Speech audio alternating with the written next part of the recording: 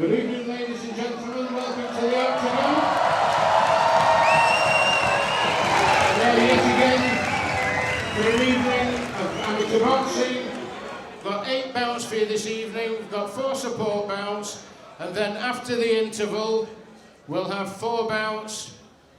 University of Sheffield against Hallam University. So what I want you to do, I want you to make plenty of noise, like you normally do, but as you all always do, behave yourselves. Enjoy yourselves, but behave yourselves. Boxing will start in about 2 or 3 minutes. The first bout is a junior bout as a make-up bout. So give us 2 or 3 minutes and then we'll be ready to start.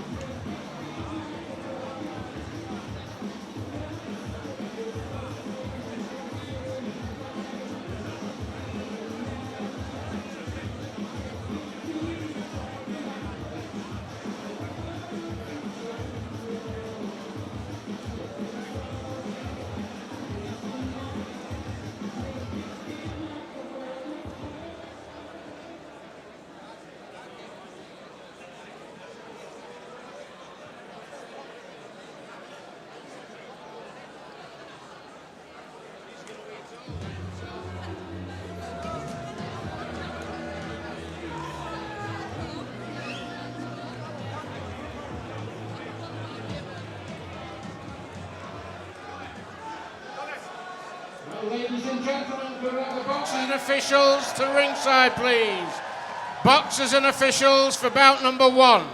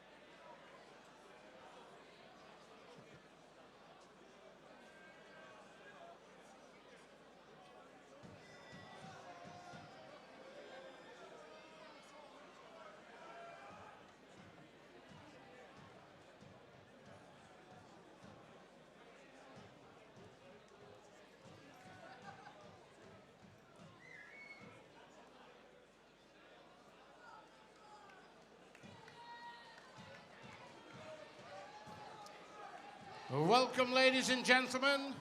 Bout number 1 is a junior contest over 3 1.5-minute rounds. Introducing in the red corner, representing the Sheffield City Boxing Club, Leon Moulds. His opponent in the blue corner. Welcome to the special Varsity 2015 broadcast here live from the Octagon. I'm Jamie Blakeman and we are live on Forge Radio and Forge TV. We're going to be bringing you all the action from the boxing. It's been a busy day here at Varsity 2015. The current score is University of Sheffield 17, Hallam University 11. That's after the university took 2 points in a row. But for now, we're going to pass you over to our commentators, Joe Finley and Aidan Leap. Hello and welcome to the first bout of the night. It is the junior bout and it is between Leon Moulds and Bobby Faulkner. I'm joined by Aidan as the fight begins. And it's all started a bit hammer and tongs. They both basically run into them, and there's lots of headshots flying already. Bit of a tangle early on here, and a good start for Bobby Faulkner in the blue corner. It's a great start, really. They're both going for full swings here. They're not holding anything back. They're looking to get the first throws in to really seal this up. Definitely, and Bobby Faulkner's throwing right at the head all of the time, and he's just stepping back now. For the first time we've had a sort of bit of a hold off there. He's just been rocked back onto the ropes though. Yeah, it's a great start as they go into the sort of the first grapple of the real fight. It's going to be seeing these wild swings that are coming both sides. You're not really sure how well they're connecting or how much it's actually going to affect them. This is more tango than boxing at the moment. There seems to be a lot of tangling up, a lot of arm movement, but nothing really happening. 50 seconds in, so we've got about 40 seconds left of this first round, the first of 3 rounds here. I can note that Bobby Faulkner's guard is looking a little bit shy, and it means that when Leon is swinging, he has getting a bit of a better connection than Bobby's returns. As you say that, he just puts the guard up there. Yeah, maybe he's listening. He is listening just high. No, he's did very well there to put the guard up. And this one's got a bit more tentative after those few early swings in the first 30-40 seconds as we're down to the last 10 seconds of this first round. Good right hook from Bobby Faulkner again. We're getting some good swings just to seal this first round up, and it is looking like it's going to be pretty even balance between the two, I'm sure you'd say. And that's it. That is the first round as we see the first bell for the first round. What would you say is the best sign so far here? I think the best sign for the neutral is that both boxers are swinging for it. Bobby Faulkner, as we said, the guard perhaps not so good, but it came up in the last half of that round, the last 45 seconds. But he's certainly swinging the better than Leon Moulds, I'd say. Yeah, for two very young fighters, this is a great thing to see as a start. Both going in with a lot of aggression, a lot of energy. It's going to be a good game. Yeah, and you can see why they've gone on with a lot of energy. There's a full crowd here in the Octagon there, sort of ready to go as well. So obviously for them, a big rush as you're in front of 800-900 people inside here. Yeah, it's going to be an excellent. I think the second round is really going to come down to who can keep their guard up, who can keep the pace up, and who can keep the energy up. Yeah, exactly. But like we said in that first round, it was all a bit of swings. The referee's just into the middle of the second round is about to begin. And Bobby Faulkner's ready to charge. Yeah, it seems like it's going to be a repeat of round one as both are going to go in flying. Oh, it is again, and it's excellent stuff straight in by Bobby. But it seems that Leon is quicker off the mark and gets the first blow. Yeah, he definitely does, and he started this round better than he did the first round. He's just establishing his guard now. Nice left-right combo there, and then in with the left and onto the ropes, and that's really good work from Leon Moulds. And the first we've really seen of him coming forward. I was beginning to think that Leon was getting the movement a bit better, but he gets pushed back all the way to the ropes and has to go on the defensive as they switch around. And Faulkner now trying to dominate the middle of the ring after being pushed back onto the ropes early on. And this is more a subtle affair than the first round, I'd say, but Bobby Faulkner throwing some good punches here on the ropes, sort of charging his opponent onto the ropes there.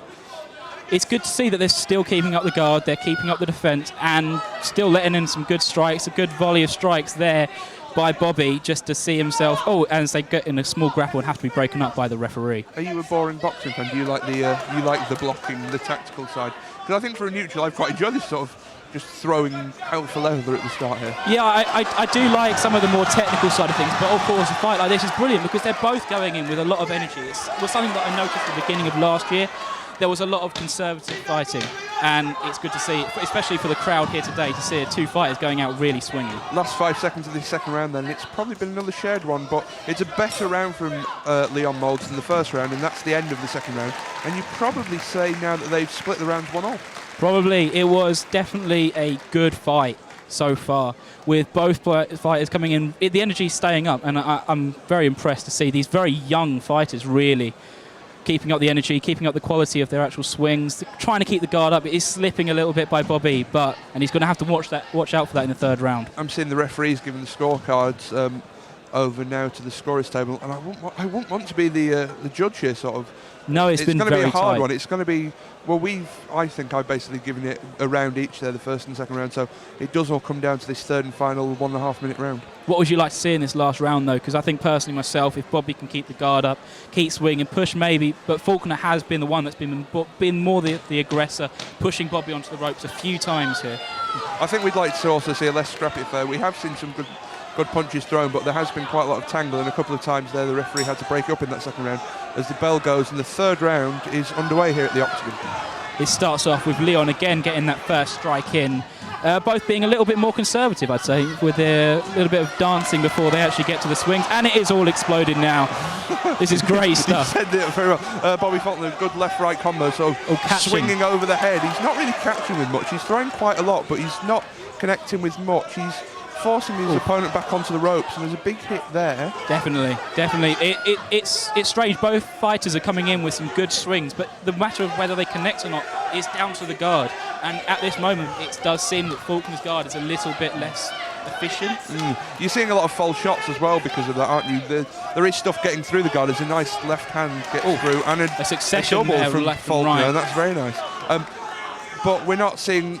The things that we are seeing get through are hitting well, but you're not seeing a lot getting through. You're seeing a lot of false shots sort of getting through the guard but missing the head or the body. It would seem that, though, as the fight is coming probably near to its end, Bobby is looking a little bit worse wear on his feet as his head's dropping down a little bit more than Leon has been. But I fancy Bobby's done enough in this third round to probably take the bout here. He's fought it pretty well. He again has been the aggressor. He's been on the front foot all the time, dominating from the middle of the ring. Moving around well, and he's connected with the big sort of 3 or 4 punches in this round. I might have to disagree with you there, because I do think that Leon, while he hasn't necessarily been on the more aggressive, well, just as I say that, Bobby has done some great stuff. It's brilliant things as we come to the end of the third. That will be a tough call, I think. Like you say, we've sort of split it up here. I fancy Bobby Faulkner will just about get this one. I think in the third round there, if we say it was about level after the first 2, he was dominating the middle of the ring. He was coming for more, and he had probably 3/4 of the big shots went to him in that round, I'd say. The only reason that I disagree in slight is because I think the connection that Leon made with some of his bigger throws were a lot better than some of the best that Bobby made. Yeah, it was a question of quantity against quality really in that third round. So it just depends. It depends what the judges prefer. If you prefer to see swinging all the time, showing that you're still in the fight, or if you prefer to see those quality shots, those 3 or 4 quality shots around. It's great to see here from the young fighters giving a good shake of the hand, waiting for the score to come in, of course. A very entertaining fight for the first fight of the night. You perhaps thought with these younger boxers it might not be the best quality fight, but there was some good punches in that, and that was a decent fight. Yeah, I think it comes down to sort of the approach that both of these fighters have taken. It's very quick, very fast, as we turn over to the MC of the night to announce the score. Your winner by a unanimous decision, Faulkner in the blue corner. There we have it. It is Faulkner that takes the fight. Well, I don't want to say I told you so, but I told you so. So there you go. Yeah, I think, like I say, it was that question of quality against quality, and I think quality against quality against quantity. I think that in this case, quantity won out. So it'll be interesting if that continues with the judges throughout the night. Well, it's taken note whether it will be down to how number of throws that are connected, or whether it will come down to the quality of the hit. Exactly, and I think as you've gone through the night, you'll get sort of that mix of quality and quantity. But this one was very scrappy, I think. But I'm happy that I picked the winner, basically. Yeah, correct. So we'll see how well that goes for the rest of the evening. All your Varsity coverage across Forge Media and live on Forge Radio. We are Black and Gold. There we go, that's our very first bout here of the night on Varsity 2015 Boxing, live from the Octagon, brought to you by Forge Radio Sport and Forge TV. Bobby Faulkner in the blue corner representing Northside, who ended up winning against Leon Mould, who was representing Sheffield City Amateur Boxing Club. As we were saying earlier, before the fights began, it's been a busy day of Varsity action. The University of Sheffield are currently 17-11 up. That's 17-11 up after the rowing team took both points on offer, both men's and women's rowing points, went to the black and gold.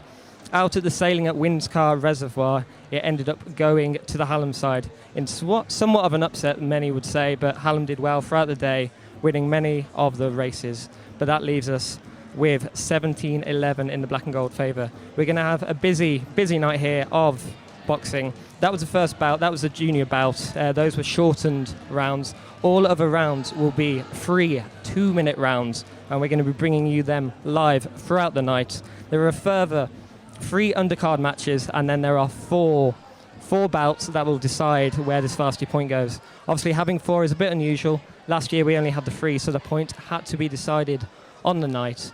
But with 4, it means that the point can be split. So we could be looking at 17.5, 11.5, or we could see all of the point going to one of the sides, either University of Sheffield or Hallam. But now we will cross back live to our commentators. Joe Straw and Kristen Bowden-Tebbit will be fighting. Your commentators are Aidan Leaf and Simon Chapman. Good evening, welcome back to the Octagon Centre. So the second fight of the night, Joe Straw, as we said, from Sheffield City Amateur Boxing Club, just walking into the ring now. Nice bit of madness, I'm a fan of madness. I've been joined by Simon Chapman. Simon, good evening. Hello. How are you? I'm not too bad. In the blue corner we've got Crispin Bowden-Tebbit. We don't know his affiliation, we think he's unaffiliated, but he was a last minute addition to the roster. And this should be an interesting fight. This is the first of the senior fights, so this will be 3 2-minute rounds as opposed to what we've just seen in that young fight, which was 3 1.5-minute rounds. So a bit more length here, which will be great fun, I'm sure, if we don't completely lose the plot, which I seem to have already done. Well, hopefully we can see a bout with the same intensity as the first one. Yeah, that was a good fight. There was punches flying all over the place in that first fight, won by Bobby Faulkner from Northside Boxing Club. As Joe Straw steps into the ring, he'll be fighting out of the red corner, and the referee just checking all the equipment is right, the gloves. And just stepping in now is Crispin Bowden-Tebbit in the blue corner. And helpfully he's wearing blue, which will, because Joe Straw in the red corner there is wearing black, which is no use to me when he gets fighting.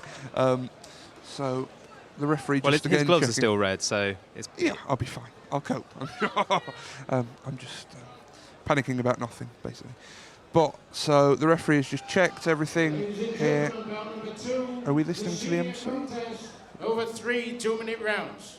Introducing in the red corner. We're just going to hand over to the MC now the inside the University, Joe Straw. His opponent in the blue corner, representing the University of Worcester, Crispin Bowden-Tebbit. Straw in the red, Tebbit in the blue. Your referee, Lee Halliwell. So there we go then, we are ready for fight number 2. Joe Straw from Sheffield City Amateur Boxing Club in the red, and Crispin Bowden-Tebbit from the University of Worcester, I think it was, in the blue corner. The referee has checked both sides are ready to go, and the bell has sounded, and we're underway, round 1. And there we go with Crispin getting the first shot off, although it didn't quite connect. Again, a lot of punches being thrown early, and that's good from Crispin Bowden-Tebbit. He's throwing all the punches early on, but he's just been tagged there with a left hand to the face. He was rocked by that one. Great left hook by Joe Straw in the red there. And Joe Straw trying to establish behind that jab, and then a big right hand to the head again. And he's throwing all the early punches here. And he's caught Crispin jab again. It's good that he's establishing that jab early on, because that will really help him as he goes throughout this fight. Joe Straw in the red is connecting quite a lot with Crispin's head there. And here comes a count after a headshot. Crispin Bowden-Tebbit in the blue corner is being counted here. Less than 40 seconds in. 7. I think he's all right. Yeah, we're going to carry on. We got to 8 in the count, and Joe Straw straight back and has rocked him again with a big right and another big right. And there's going to be another count here because Joe Straw came right out of the blocks there after the first count and has visibly rocked Crispin Bowden-Tebbit in the blue two or three times there. I don't think there's going to be any doubt as to who's going to win this first round. The count's gone, that's 10, and the fight is over. And within a minute, this fight has already been won. Joe Straw from Sheffield City Amateur Boxing Club has won by technical knockout there. Crispin Bowden-Tebbit really struggling. He was caught once really hard early on and survived a count of 8. And second time, he was visibly rocked. 2 or 3 big hits, right and left combinations, and he just couldn't recover from that. And the referee has stopped this fight 1 minute and 13 seconds into the fight. And that was a superb performance, wasn't it, Simon? It was absolutely fantastic. There was the worry with more senior fighters. You think, okay, maybe they're going to be a bit more cautious, but straight out the blocks, throwing a flurry of punches and connecting with a lot of them. And you could tell they're more experienced than the younger fight between Leon Moulds and Bobby Faulkner. So 1 minute 13 seconds there, but really only about 40 seconds of boxing time. From the outset, Joe Straw on the offensive, going forward, throwing those punches, and that's handed over to our MC. Number 2, your winner by TKO, Joe Straw in the red corner. So as we say there... Let's also have a round of applause, please, for Crispin Tebbit. So as we say there, Joe Straw winning in the blue corner in less than, well, just under 70 seconds by technical knockout. It's a fantastic start to the evening's boxing, Simon. Absolutely brilliant. And the crowd absolutely loved that. The crowd were right behind Joe Straw there. Well, I think only one half of the crowd is, because the way it works, and this is how it worked last year as well, the red side, that's the colour Hallam have as well. So Hallam support all the red undercard fighters, and University of Sheffield support all the blue. I assume he might be one of the more unifying sort of fan favourites in this being from the Sheffield City Boxing Club, as opposed to his opponent Crispin Bowden-Tebbit, who is all the way here from the University of Worcester Boxing Club. Oh no, that's... What? Sorry. Yeah, that is correct. Sorry. Yeah, it's all right. It's fine. So we're just getting ready for our third bout of the night, which will be Joseph Moylan from Sheffield Hallam University and Josh Coulton, who's here from the University of Worcester, another fighter from the University of Worcester. And I'm going to hand over to Jamie Blakeman. Sheffield Varsity 2015. We are Forge Radio. Welcome back here on We are Forge Radio. We are... Welcome back here on Forge Radio and Forge TV. Apologies for any technical difficulties there. Obviously, a very, very short bout there that we weren't expecting a technical knockout. We do have further 2 undercard matches remaining. So as we wait for them to come on, we're going to quickly take you to some of the action which happened on the first day of Varsity 2015. It was the athletics at Woodburn Road Stadium, and Beth Lodge talked to Captain Paul Tobin. I'm here with Paul. He's the captain of the athletics team. How are you feeling today about Varsity? It's the first day. How are you feeling? Feeling good. It's good. We had the 10K a few weeks ago, so we've got some points carried forward from that, obviously. And it's good to get outdoors and actually race myself, because unfortunately I couldn't race in the 10K. So what are you going to be doing today? So I've already done the 800 metres. I'm doing the 200 metres and the 4x4 relay as well. And which one's your favourite? 800 metres, which I won earlier, so pretty happy with that. Congratulations. We've just seen the men's 400 metres, and we've just won that as well. Can you explain a little bit about Liam, who's just won? So Liam is Liam McGivern, first year medic, and he's a really good runner. He, as you probably saw or heard, pretty commanding victory. Led it from the start and looks really strong all the way through, so we're pretty happy with that. It's great for him. And Emily's just came second in the women's 400 metres.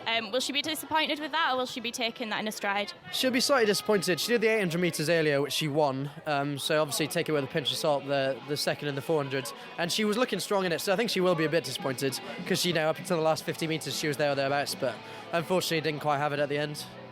And it's the first day, 2 points up for grabs. Are you feeling confident we're going to bring them both home?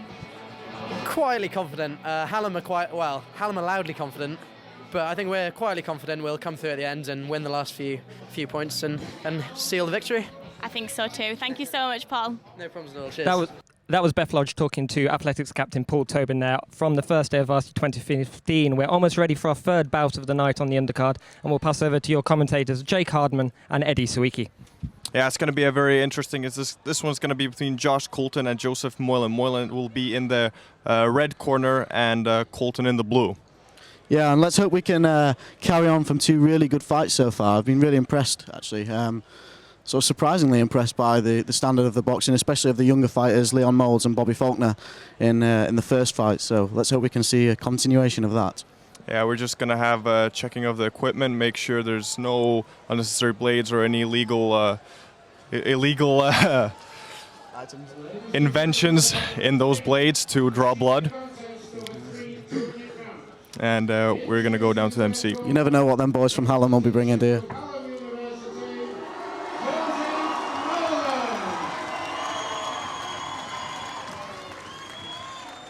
His opponent in the blue corner, representing the University of Worcester and being supported by Sheffield University, Josh Coulton. Muller in the red, Coulton in the blue. Your referee, Mr. Nigel Hellewell. Now they're just about to touch gloves, go to their respective corners. Coulton looking nice and calm. Moylan's got a more aggressive stance immediately right from the get-go. Yeah, Moylan's looking really up for this, really keen, looks to get going. He's light on his feet. I think it's going to be a quick start from him. And the 2 men charge at each other and in the middle of the ring, exchanging punches early, trying to get a good feel about the opponent. And a couple of nice counterattacks there immediately, and they're going to be gravitating towards the red corner with definitely punches exchanged. Swing and missing there by Moylan. Real hell for leather boxing so far with some strong left hands from Joseph Moylan, being countered straight away by Coulton's defensive blows, and there's not much defending going on at the minute. It's sort of they're going away and then coming straight back together and just punch after punch.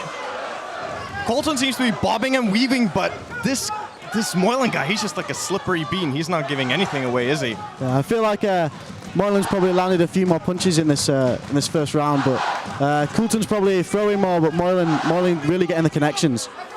Coulton's definitely trying to get as these gonna be cornered and the 2 men clinch, and they're gonna go apart from each other, and Coulton trying to get that left-hander, but that's blocked by Moylan.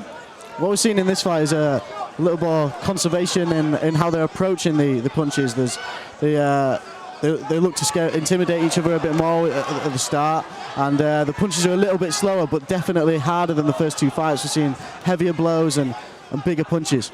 Colton activating that left hand, trying to get some into the breadbasket right there, but Moylan's going to retaliate well, and now they're going to gravitate towards the ropes again.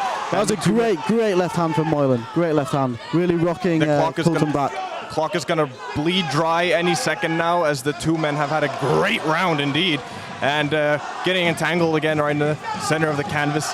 And who do you think this is going to the first round? At the minute, I think it was quite even. I think at the start, Moylan was looking a better fighter. He was making more connections, but as Coulton sort of laid back a bit and sort of dominated the center of the ring there, I think he's got more into the fight as it's gone on. As you say that, Coulton has a couple of swings and misses, and there is our first round. Very interesting one indeed. Plenty of aggression, both sides showing plenty of feist and beef in their punches. Definitely not quite Mayweather-Pacquiao, but the crowd are really getting warmed up for this one and starting to feel a good vibe from what might be coming later on for the Varsity Challenge. Our audience today is tickling a little bit under 1,000 people, so that's almost quadruple figures, as Coulton is going to get fanned by his assistant right there. I'm always intrigued to know what they're saying to the boxers at this point. Like, how do you explain how you're getting punched and what to do to not get punched? It seems sort of fairly self-explanatory in terms of what you'd say to them, but then again, I'm not much of a tactician myself. Definitely certain aggression exchanged by both sides. Neither one finding any particularly good opening. Some seams were leaked in here and there, and as the second round is gonna go underway. Coulton approaching, throwing that left into the breadbasket, and he's getting counterattacked by Moylan. Big counter-attack there from Moylan. That first punch came from Coulton, and Moylan with a 1-2-3 straight back into the head. As the 2 men are going to tangle up here. And Moylan's got him in the ropes. Oh, yes, great stuff by Moylan right there. He's getting the momentum swing, especially early on in the second round. Moylan seems to be dominating after the tangles, when they're coming away, he's straight back on it and pushing Coulton against the ropes. and really looking to take advantage of Coulton's backstep. Coulton, if you compare the two men there, Coulton definitely has his head all the time a bit lower than Moylan. And Moylan is completely cashing in on that as well, getting some nice little blows to the head there. Not only does he seem to have his head low, he moves his head less. So as he's stepping back, he relies totally on his guard to block any punches without dodging so much, whereas as Moylan's really moving about light on his feet and exercising that power that he has. Now Coulton and Moylan still looking very feisty. Both of them are not worn out yet, even though it's middle of the round. And now Moylan's got him on the ropes, and they turn around, switch places, and keep going at it. But the two men come, and they're going to keep jousting right here. Coulton looks to be tiring just a little bit, stepping back and sort of not making as many advancements on Moylan. And Moylan looks to be taking real advantage of that so far. Moylan definitely using that very well, as Coulton in that southpaw stance right there, trying to look for an opening. Nothing comes of that one. Few thuggish punches here, just a little bit slower. And then, as I say that, what a surprise. Moylan lands some really, really good headshots there. Oh, that lactic acid is definitely building up in those shoulders and biceps and triceps. You can see them. Both men just want to kind of tangle out and bleed the clock dry here. Oh, as I say that, Moylan, great hook and a jab in there. And Coulton almost was in trouble there as he clinches on to try to hold on to dear life there.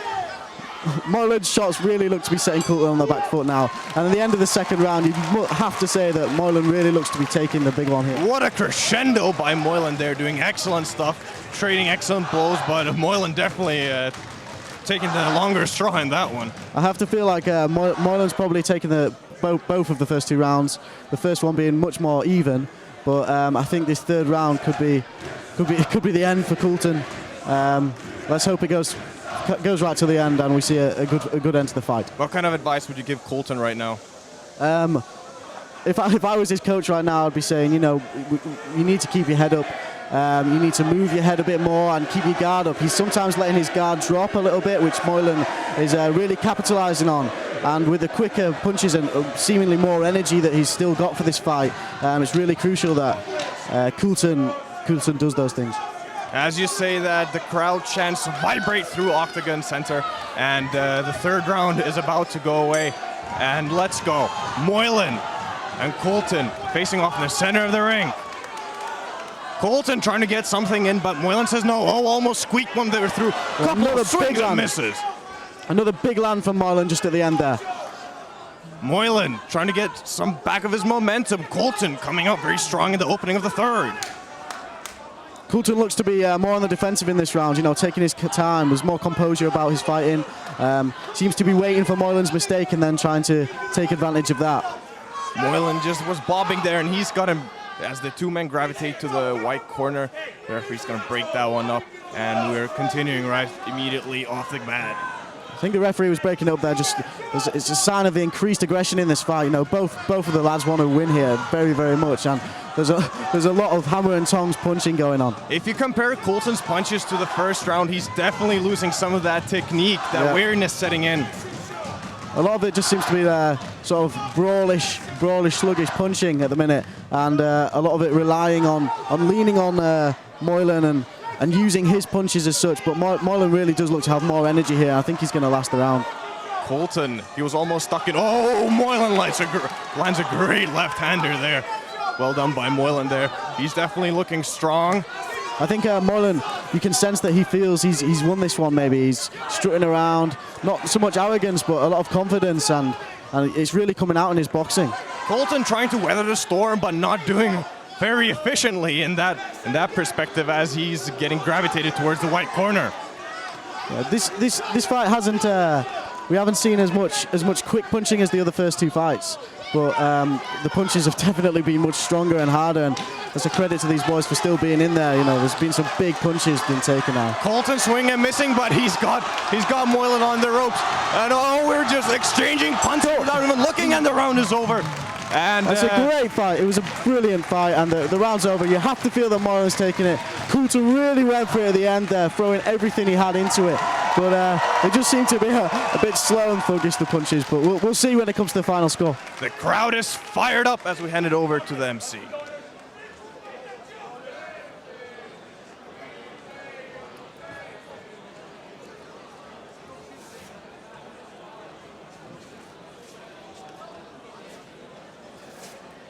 what's really good to see in all the fights so far is that both the fighters have gone over to the opposite team's coaches and each other and really given a strong embrace. You know, look like they've supported each other, and often I suppose they've had fights before, and it's just a testament to how much respect they have for each other out here.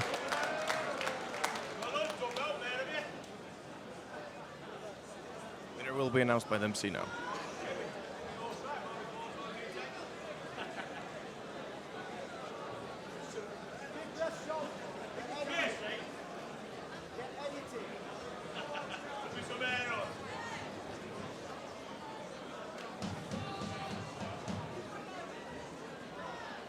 Ladies and gentlemen, the result of bout number 3, and your winner by a unanimous decision, Coulton in the blue corner. The points awarded 29-28 by all 3 judges. An incredibly close game. Can we also have a round of applause, please, for Joe Moreland. Well done, Coulton. Well done, Moreland. An excellent fight. Coulton definitely took more punishment there, but he had determination to back it up. I have to say, I feel a bit of an idiot. You know, I've been spending the majority of the fight saying how Coulton's punching was slow and looked tired, but he's obviously come out on top there and done really, really well.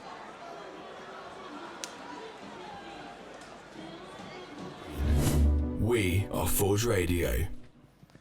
Welcome back to our coverage here at the boxing, live from the Octagon. It's Varsity 2015 coverage on Forge Radio and Forge TV. We just saw Josh Coulton representing the University of Worcester there, winning against Joseph Moylan of Sheffield Hallam University. Earlier in our undercard bouts, we had Bobby Faulkner representing Northside, beating Leon Moulds of Sheffield City Boxing Club. And from the red corner, Joe Straw of Sheffield City Boxing Club beating Crispin Bowden Tebbit.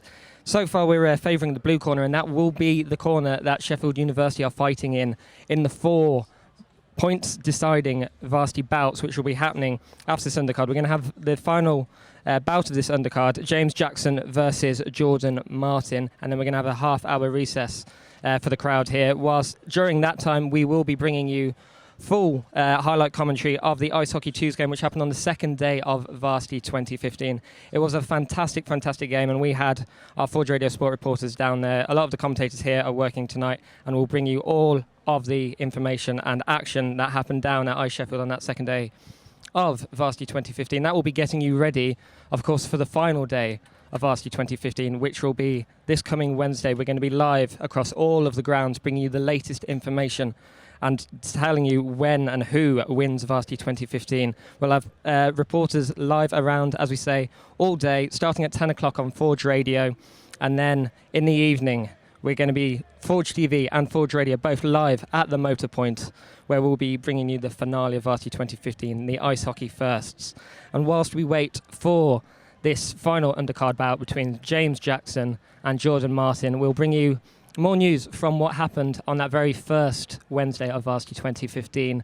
And here is Eddie Sawicki with the men's 400-metre hurdles. Men's 400 meters hurdle. We have 3 people from Hallam University and 2 from University of Sheffield. Booming, zooming, and a consuming Hallamer. He is coming very quickly. The outer lane, University of Sheffield is looking so very robust. 40 meters left, 30 meters left. University of Sheffield clears the last hurdle. Then comes Hallam. And for the 3rd place, we've got a great fight. And University of Sheffield takes 3rd place.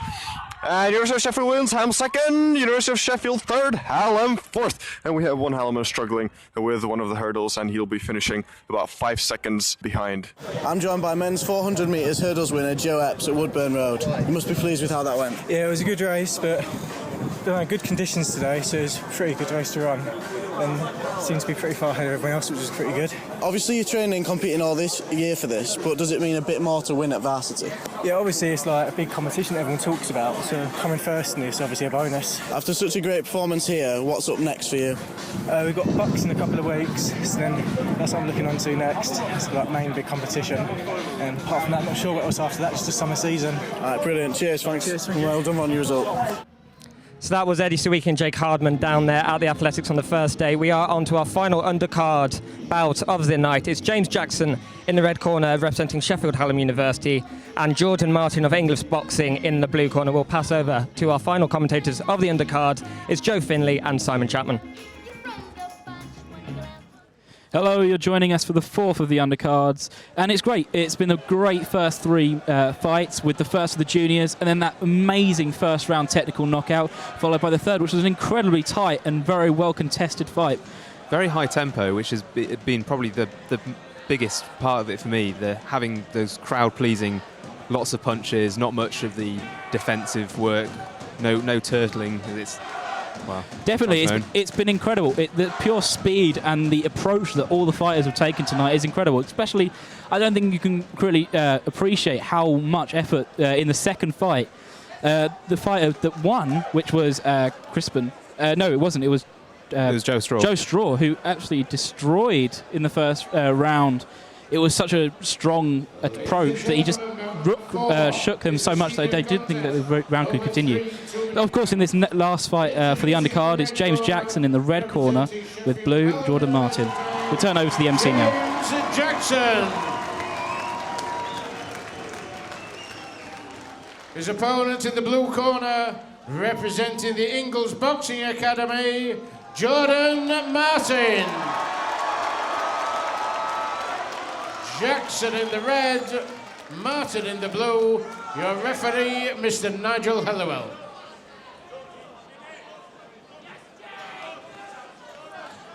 So the round is about to get underway here, and it should be another tight and very good, highly contested match. I don't know personally how. I've heard that James Jackson from the Sheffield Hallam University, that's in red today, is an excellent fighter, I've been told, and it should be a really great match. As the match goes underway, it's a good start from Jordan Martin, landing the first blow of the fight. Lots of big blows already raining down on each fighter.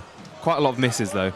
Yeah, it's mostly from Jordan Martin ducking and diving very well, keeping just out of reach from James Jackson's swings, who, although he's been missing quite a lot of them, has been hitting more.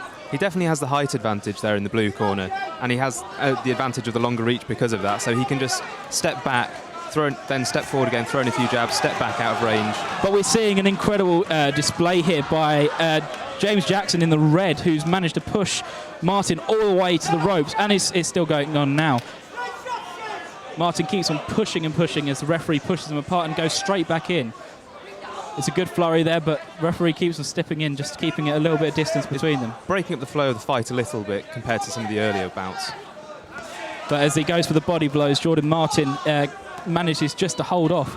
But the guard is staying up, but as soon as the guard goes up, James Jackson is going straight in for the body shots. Despite the advantage of the reach for Martin, I do think James Jackson's probably having the better of it in this first round. Yeah, he's definitely the aggressor of the two, as again we see Jordan Martin pushed all the way back to the ropes. I think he put himself there more than getting pushed onto it. That was just his own fault. He stepped into them rather than going on the front foot and attacking. James Jackson, you can see his motion. He's very light on his feet. He's bouncing a lot as he gets pulled into the a tight cuddle from Jordan Martin. We can see that it's important that they keep light on their feet. And the referee breaks up again. We're seeing the motion of the fight is being stunted slightly by the fact that the referee keeps stepping in. That was a great jab from Jordan Martin there in the blue. As we see, both fighters are being a little bit careful with their fights. Oh, as the round one ends, what would you say the first round showed? James Jackson's probably got the first round on points there. He was making a lot more connections there, both to the body and to the head. I think both fighters were being a little bit more cautious than we were used to from the previous fights of today, which is surprising considering that this matchup should be pretty decent. They're not hitting as hard either. When they take blows, they're just shrugging them off, whereas in the earlier bouts we saw, well, in the last one they were visibly tiring, and in the second it was a technical knockout within 70 seconds. Well, maybe they took a lot of note from the previous fight, because I think everyone here can agree that by the end of the third round, both fighters were so tired that it was a little bit of a much lackluster approach that they were both taking. Maybe they're conserving a little bit more for the later two rounds. Quite possibly. And we can hope so anyway. Well, it's been a bit of a slow first round. It'll be hard to call which one would take it, but I do agree with you that James Jackson probably had the better half of it. Both fighters are back on their feet, and then that's the bell, and they're off again. The second round gets underway, and it's a great start from James Jackson, who starts with a quick flurry. Jordan Martin started off with a few light jabs there, but swinging and missing mostly, and Martin's the one making connections once again in the red. The approach from James Jackson remains as soon as that guard goes up and Jordan Martin comes in close, he goes for those quick body shots. And it does have a lot more effect than you can appreciate from up here. Those quick body shots, they take a lot of out of you, especially when it comes to the third round when you'll be getting a little bit tired. Martin's long arms are working against him there when Jackson gets in close, because he can't properly get any power behind it, whereas James Jackson can just jab away. Yeah, he's sneaking in with those quick jabs. The reach does come in favour of Martin there, as he manages to get a little bit of distance and land a few good punches while James Jackson's guard's down. And we're seeing another example of exactly that, as his left arm is caught and the referee has to pull away. And that was another headshot there from Jordan Martin in the blue, but it didn't seem to faze Jackson at all. I think the approach is very clear from James Jackson here. He's trying to get in tight, limiting the long distance advantage that Martin would have over him. But it doesn't work in his favour, as a quick uppercut from James Martin when he tries to get in tight causes him a little bit of issue. Even though Martin's on the ropes, he does seem to be connecting more now. He's definitely stepping up his game in this second round. Well, as we were saying before, the approach did favour Martin to keep a little bit of distance, so he is going to have to try and step back as James Jackson approaches with the strikes. We see another good flurry, as both are seeing another slight tentative approach both by both of the fighters here. A good connection from Jordan Martin there with the right hook. Well, the referee has to pull them apart and we restart again. A bit of a full shot there. It's not really clear. I think Martin is trying to get him close, but as soon as he gets any close, as we bring the second round to a close, I'm going to say it's a little bit disappointed considering the quality of the first three. Exactly. It's been a very high energy first three bouts, and this last one has been a lot more tentative and a lot more carefully measured, I guess. We've got to assume that it's all leading up to a bit of a finale in the third round. Who would you say took the second round for you? I think Jordan Martin edges it just. So you'd say that's where 1-1 then it will be decided in the third round? Well, it depends on the points from the first, because that one was a much closer one. I think Martin had edged that, but in the first round, Jackson ran away with it. I'd say it could easily be a 2-0 win for James Jackson there, because although Martin did land some very good punches, James Jackson seemed to be controlling a lot more of the flow of the fight. Would you agree? Yeah, he did. He was dictating where Martin could go to, and Martin in blue, obviously. And he's pushed onto the ropes probably a lot more than he would want, which obviously restricts his movement and restricts where he can punch, really. The third round gets underway as it's immediately the fighters come in very tight and are basically locked together. Oh, it's pushed all the way back as Jackson's got him on the ropes again. Exactly, it's back on the ropes and the quick successive shots. That was another hard right hook from Jordan Martin. He tries, but he misses. You've got to respect James Jackson was quick to move out of the way, as Jordan Martin was then. He's getting in and holding, and the referee's having to separate them once again. It's strange. We're seeing this a lot more in this fight than we were in the previous rounds or in the previous fights. The fighters are getting a lot closer, and that means the referee's having to step in a lot more. It looks a lot like they're getting quite tired from their throwing a flurry of punches, most of them missing, so they're just holding on to get their breath back. James Jackson does very well there. A succession of great body and headshots there as the fighters get very close. Again, we're locked up again, and the referee has to tell them to get apart again. Oh, Jordan. Very, very good jab there from Jordan Martin. Jordan Martin gets a quick 1-2 there. May have caused a little bit of an issue for James Jackson, but he doesn't seem to be showing it as he goes straight back on the offensive. They are slowing down a little bit now, more holding than they have been in previous rounds, and they look like they're dropping their guards a bit more than they have. It seems that Jordan Martin is a bit worried about getting a bit too much distance now. He's trying to go in for the tight, and he's using the quick release to try and swing in with a few jabs. It's not been very effective so far because James Jackson's been able to get out of the way most of the time, but it's still pretty tight as a third round. Definitely. I think Jordan Martin's hope now, he needs to get the distance, throw in a heavy punch or two and try and try and get a technical knockout. He tries to go for the wide right hook there, but it's blocked quite comfortably by James Jackson, who just shrugs it off and goes back on the offensive. Oh, a good connection there by James Jackson that kind of stutters Jordan Martin there.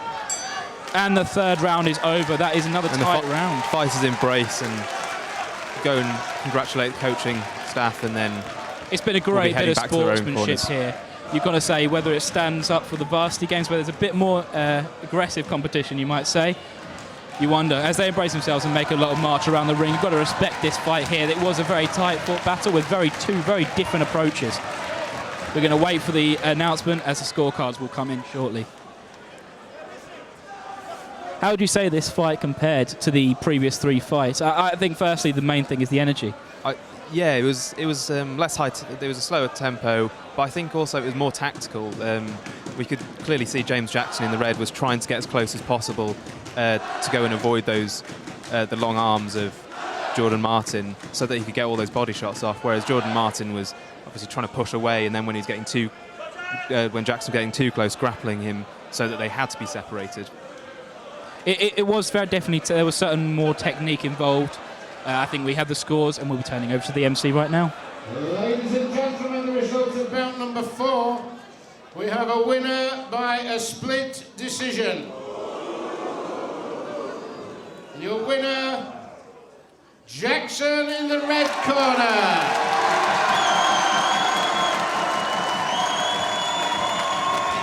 Scores 29-28 red, 29-28 red, and 29-28 blue.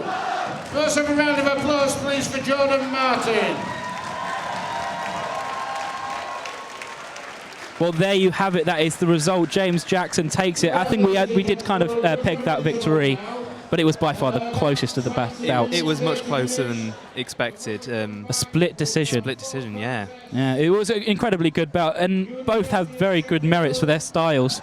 But at the end of the day, I think James Jackson's approach just was the bit more venomous, and it took more of an impact, especially with the opinion of the judges.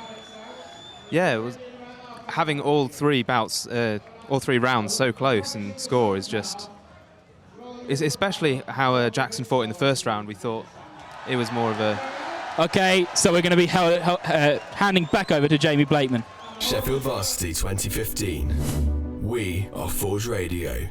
So that's the end of our undercard fights here at the Octagon, live from the University of Sheffield. The winners of the undercard bouts were Bobby Faulkner of Northside, Joe Straw of Sheffield City Amateur Boxing Club, Josh Colton of the University of Worcester, and that final match that you just witnessed was James Jackson of Sheffield Hallam University. There is now a half-hour break whilst the crowd get themselves ready for the varsity bouts. There will be 4 varsity bouts, so we could end up possibly with the varsity point being drawn here at the Octagon. We will find that out after that half-hour break. We're going to be bringing you them all live here on Forge Radio and Forge TV. During this break, we're going to be bringing you commentary from the Ice Hockey 2s, which happened on Thursday, and we'll bring you highlights of that undercard. But for now, it's Elastic Heart by Sia on Forge Radio, your university soundtrack. We are Forge Radio. We are Black and Gold.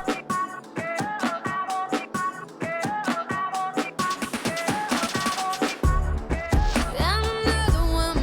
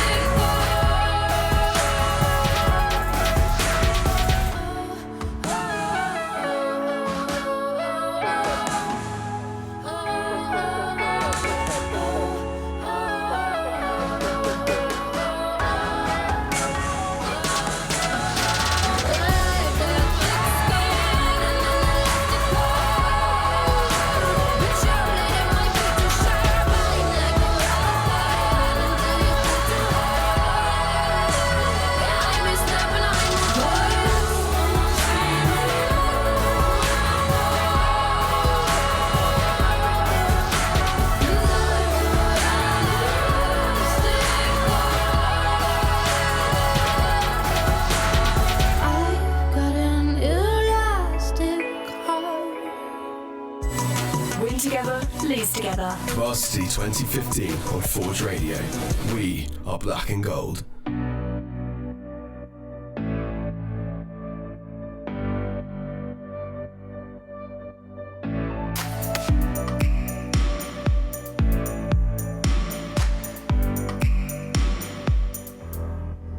I'm afraid, short of fire.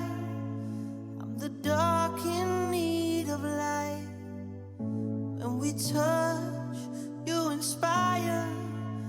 Feel it changing me tonight. So take me up, take me higher. There's a world not far from here. We can die in desire. Burn in love tonight. Our hearts alive, firestorms, and when they strike, we feel the love. Sparks will fly, they ignite our bones, and when they strike, we light up the world. Hearts alive, firestorms, and when they strike, we feel the love. Sparks will fly, they ignite our bones, and when they strike, we light up the world. We light up the world.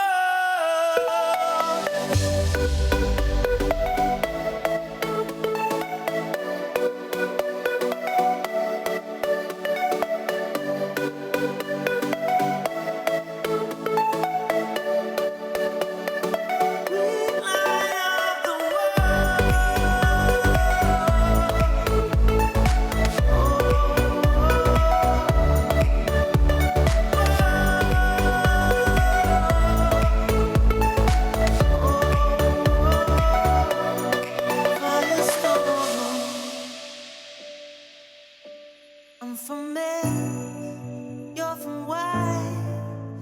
Perfect strangers in the night. Here we are, come together. To the world we'll testify. Our hearts alive, firestorms, and when they strike, we feel the love. Sparks will fly, they ignite our bones, and when they strike, we light up the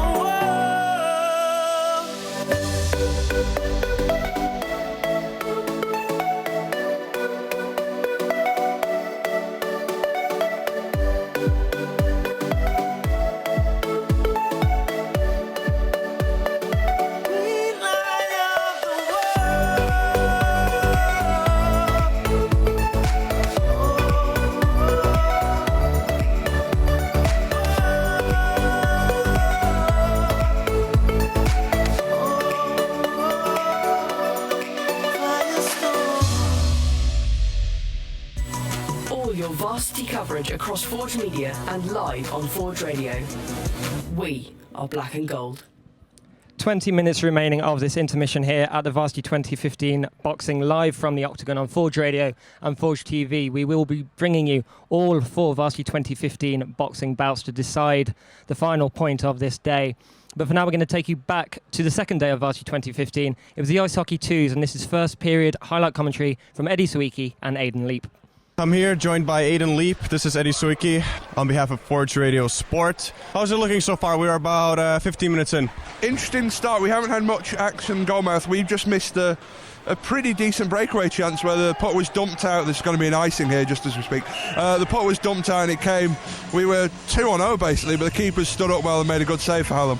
Puck is in the so-called Gretzky's office right now behind the goal, and Junior are going to have a way to dump it out, and here we go, coming down the right wing, and he's going to look for a snapshot. Hits the waffle board off the top of the bar. It hits on the top of the net there, and a great chance right coming off the waffle board of the goaltender right there, and a breakaway for Hallam. They're going to have a snapshot right from the right face-off circle, and that's going to be deflected and up into the mesh. Good chance. The first real save that the keepers had to make, that was Young who went through on that right-hand side, and the block was made by the keeper, and it sort of ballooned up in the air, and you weren't sure for a minute. It looked like it was just going to nest in the back of the net, but it's landed on top of the cage and gone behind, and then at the other end.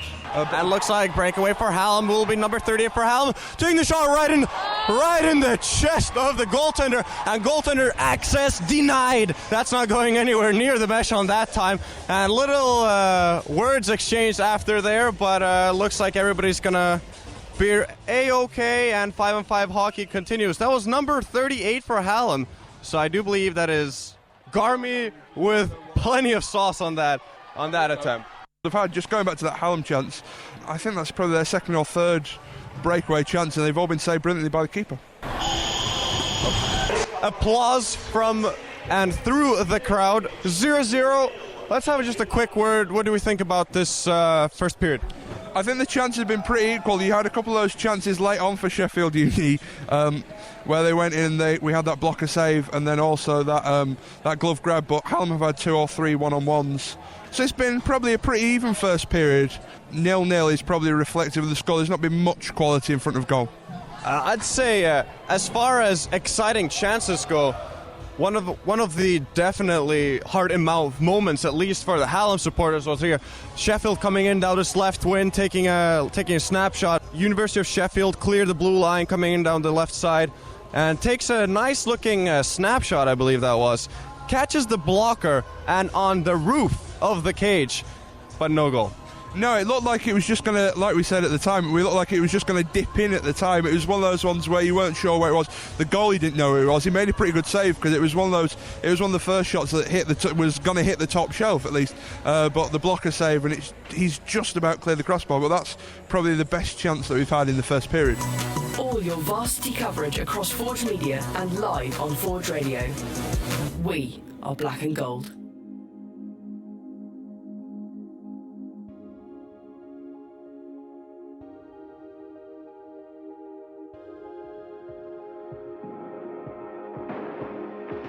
You're the light, you're the night, you're the color of my blood.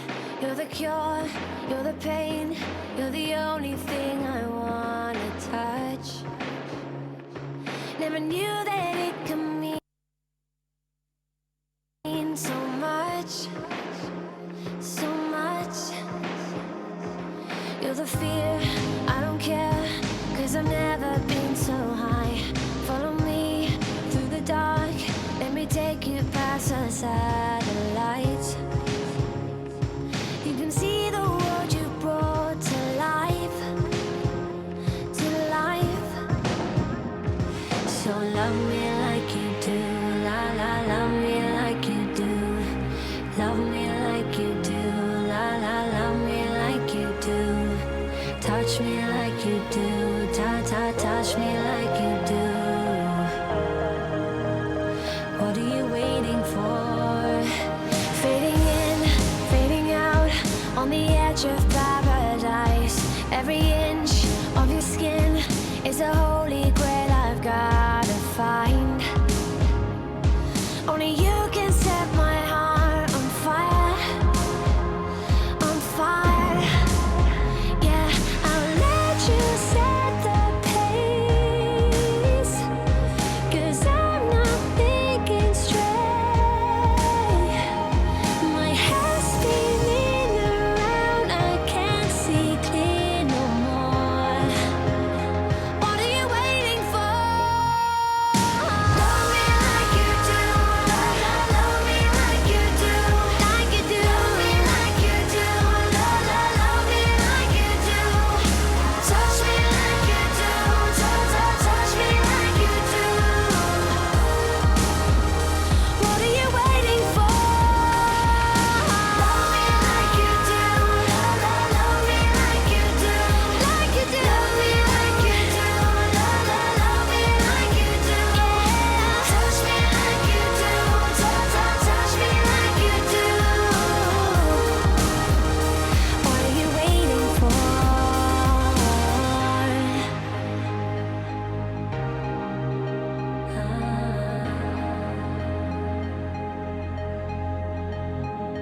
I'll let you set the pace, 'cause I'm not thinking straight. My head's spinning around, I can't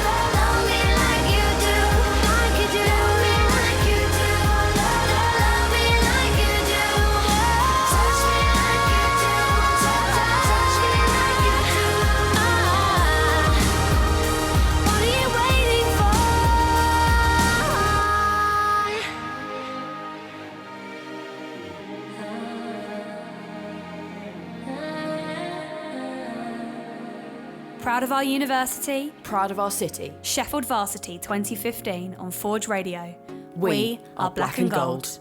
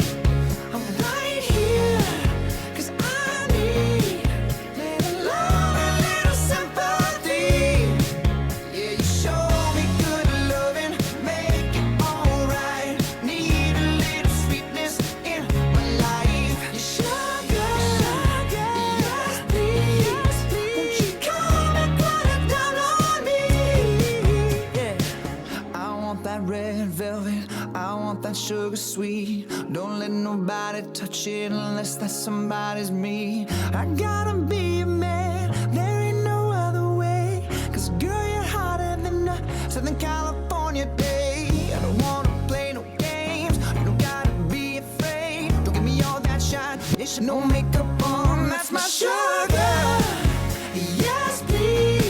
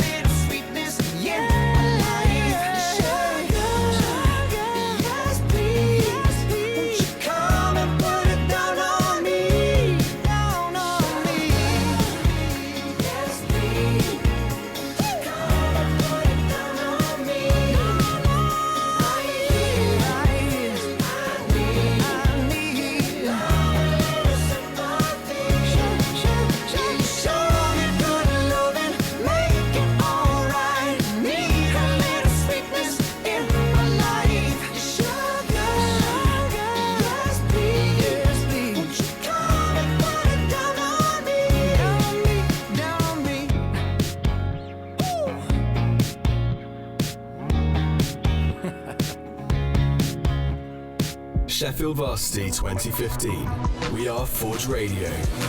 We are black and gold.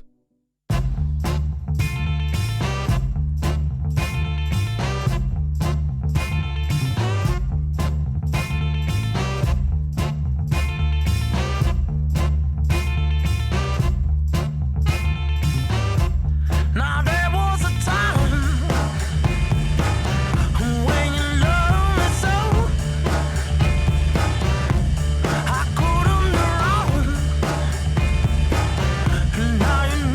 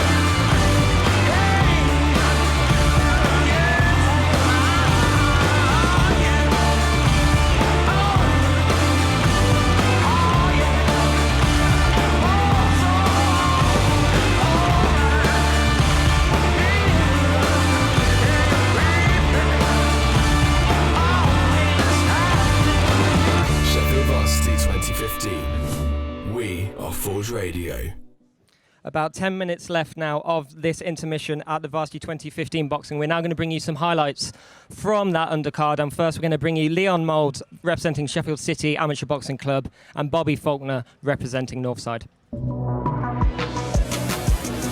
We're getting some good swings just to seal this first round up, and it is looking like it's going to be pretty even balance between the two, I'm sure you'd say. For two very young fighters, this is a great thing to see as a start.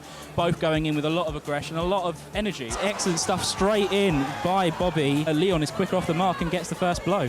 And then in with the left and onto the ropes, and that's really good work from Leon Mould. And it is all exploded now. This is great stuff. I fancy Bobby Faulkner will just about get this one. He was dominating the middle of the ring. The only reason that I disagree in slight is because I think the connection that Leon made with some of his bigger throws were a lot better than some of the best that Bobby made. Your winner by a unanimous decision, Faulkner in the blue corner. So that was highlights of our first undercard bout between Leon Mould and Bobby Faulkner, and now we'll be bringing you highlights of the second undercard bout. It was Joe Straw in the red corner and Crispin Bowden Tebbit in the blue.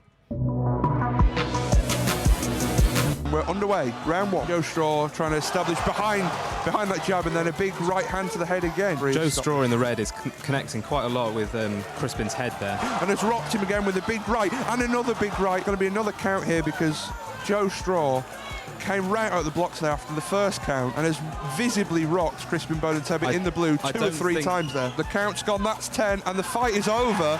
And within a minute, this fight has already been won. Joe Straw from Sheffield City Amateur Boxing Club has won by technical knockout there.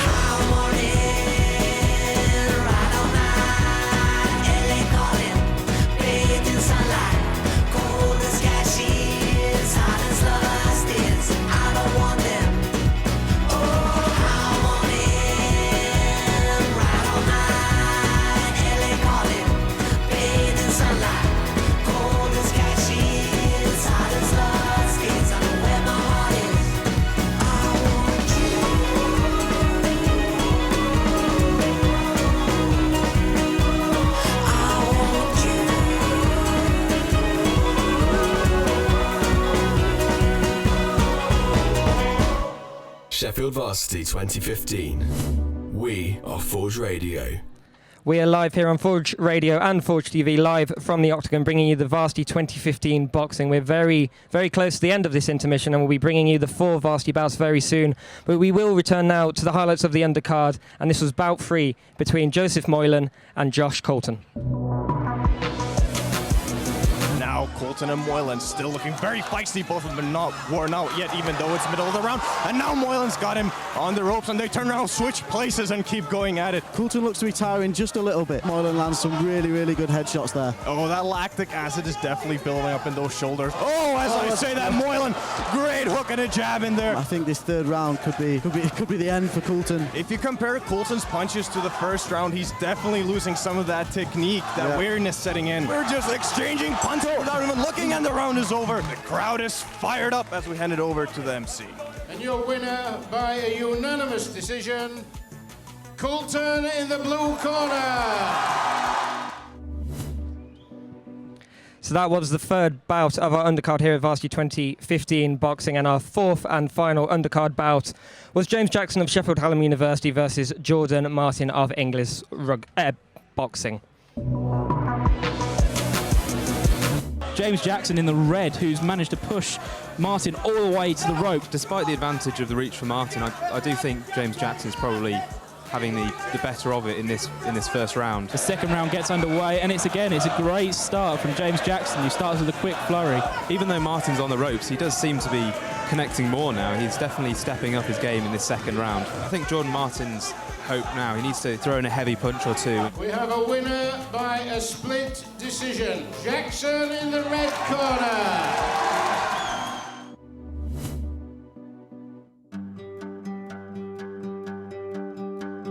Hey, brother, there's an endless road to rediscover.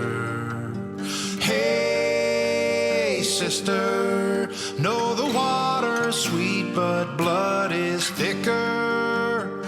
Oh, if the sky comes falling down for you, there's nothing in this world I wouldn't do. Hey, brother, do you still believe in one another?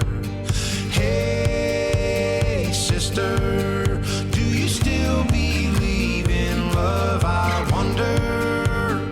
Oh, if the sky comes falling down for you, there's nothing in this world I wouldn't do.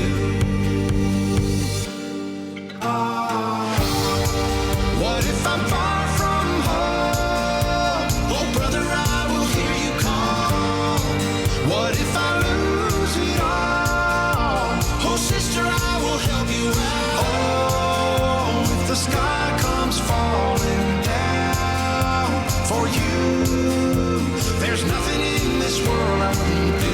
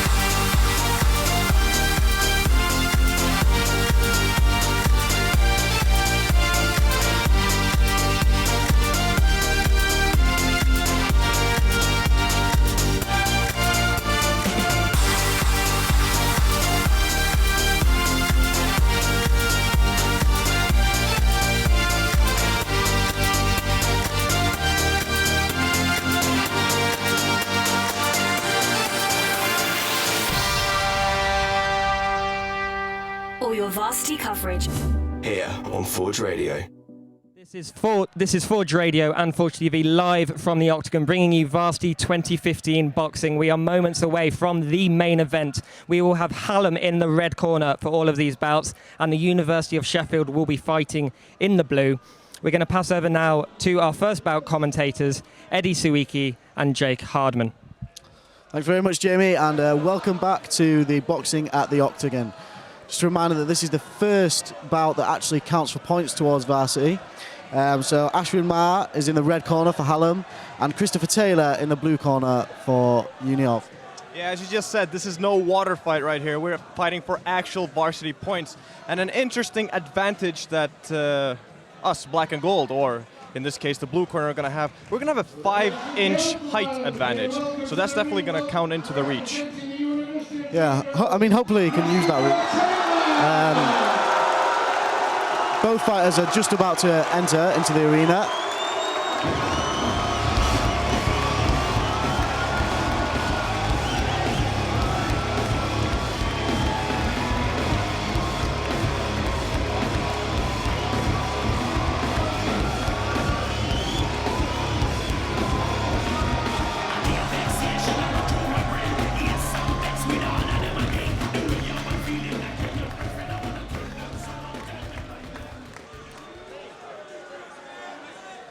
Welcome his opponent, representing the Hallam University, Fatma.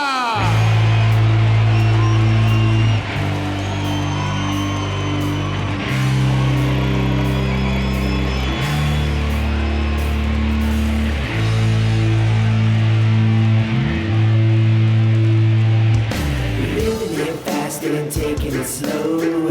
Y'all know how the story goes. We getting it up when the chips are down, and we bring it on. We bring it on. We the last one standing where we go. Y'all know it's a lonely road. We getting it up when the chips are down, and we bring it. First impressions on the fighters, Jake. Well, both fighters have entered the ring now, and you can already see the large height difference between Taylor of Uni and Ashwin Ma of Hallam. As you said, it is a 5-inch difference, and it's there's a significant difference. What Chris Taylor needs to do in this fight is try and keep his distance and keep the distance from Ashwin Ma, not let him get in and close, and really deliver short jabs. Ashwin Ma is going to be a swarmer. This is going to work right into his wheelhouse. If not, Christopher Taylor is going to have a lot on his plate. Now we're thinking Christopher Taylor looks a bit lankier, but that's certainly no symbol of his spirit, is it? No, definitely not. And both fighters really look up for this and on the toes from the off. I think we'll see more competition, more heat, and hopefully more passion in these fights, with them being varsity events. Representing the University of Sheffield, Christopher Taylor.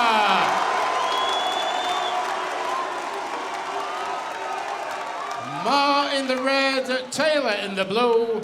Your referee, Miss Lee Hallowell.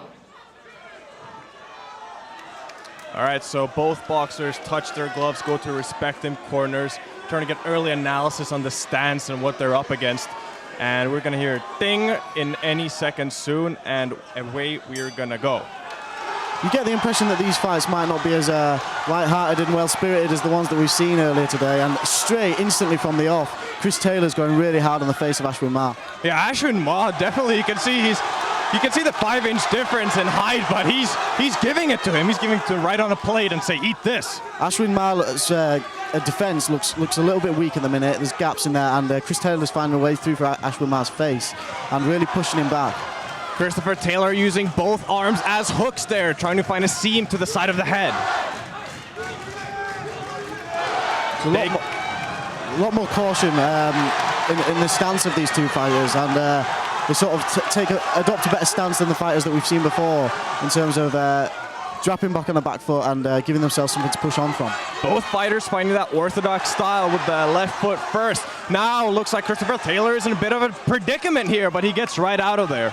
Ashwin Ma's really pushing Taylor back on the ropes, but some of his punches don't seem to be delivering very big effects, and Chris Taylor's punches seem to be really affecting Ashwin Ma a lot more. Despite having that 5-inch advantage, it looks like Ashwin Ma weathering the storm a bit better as he goes and pins him right in the ropes.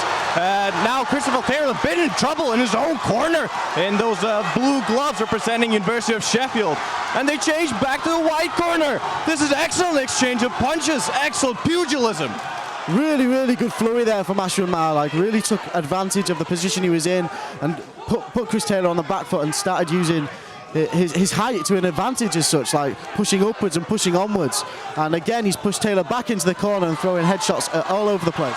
We got about 10 seconds left, and these men have plenty of fire in the tank. Oh, look at Chris Taylor throwing some haymakers in there, trying to catch him off guard, but Ashwin Ma weathers the storm. Chris Taylor making the most of that last 10 seconds and really coming back into it, and you feel like he needed to. He'd been put on the back foot there by Ashwin Ma, and really put under the pressure to come out and perform in that last section, and he really did. So that was the end of the first round. Christopher Taylor in the blue corner representing University of Sheffield, and Ashwin Ma in the red corner representing Sheffield Hallam University. How did it look in the first round? For the majority of it, it looked pretty even. At the start, I thought Chris Taylor actually had a bit of an advantage. He was using his reach better, and he was landing better headshots. But Ashwin Ma really started to push on after that, and sort of with a minute to go, managed to push Chris Taylor against the ropes 2 or 3 times there. Ashwin Ma's trainer definitely looking very animated whilst trying to pump him up for a second one, trying to refill all the fire in his tank that he had on the first round. And it looks like our 1 minute intermission between round 1 and 2 is coming to an end. The fighters are ready to start the second round, and there's real intensity in the crowd here, with many crowding around the TV and giving a lot of encouragement to their fighters. Christopher Taylor, an absolute predator, but he gets pushed back by Ashwin Ma, deflecting that attack. Light exchanges here, a lot of early dodging from both fighters, not wanting to get punched too early, not wanting to take a punch. Oh, but big punch there from Chris Taylor. Christopher Taylor with the cross to the head. Oh yes, that button got rung very well there. Christopher Taylor trying to find another seam. The referee says, guys, calm down for a minute. The first count for Ashwin Ma. Up to 5, 6, 7, 8. And they're back on. Ashwin Ma's come around for that one. Fight will continue. Good stuff by Christopher Taylor. Come on, get that point for University. Christopher Taylor really looking to capitalise on that advantage of knocking Ashwin Ma for the count and getting this first point for University. That's another great punch there from Christopher Taylor. Couple of very nice jabs right to the head. And Ashwin Ma is going for a count one more time. And the Sheffield crowd are roaring in the Octagon. Well done, University. Well done, Black and Gold. There looks to be only one way in which this is going to go. Chris Taylor's really starting to take advantage now of his height and strength, and Ashwin Ma looks like he's not going to last much longer in this fight. And off we go, and Christopher Taylor laying an excellent left-handed jab there. Well done, about 30 seconds on the clock. And it doesn't look like he needs to bleed the clock dry. He's throwing haymakers, trying to get the right and left, both seams. Ashwin Ma's punches are getting clumsy and tired now. You can tell he's taken a few blows, and even in his face it looks very red and swollen, really. And Chris Taylor doesn't seem to be showing many signs of tiring.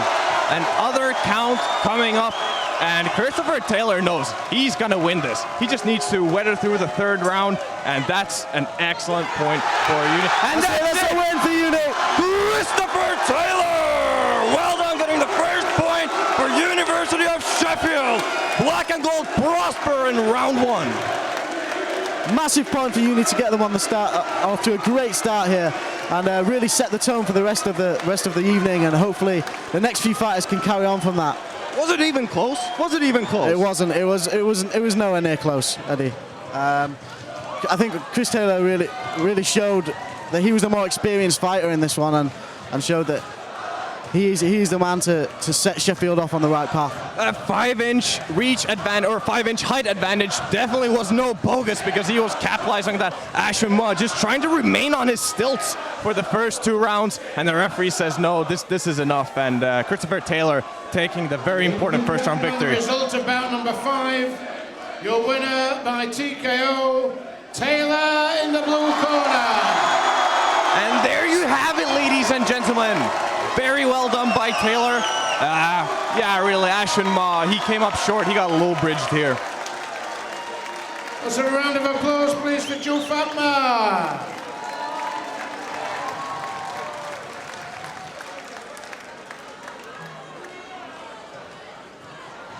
Okay, excellent stuff. Now we're gonna wait for round 2, and hopefully black and gold are gonna do equally well in that one.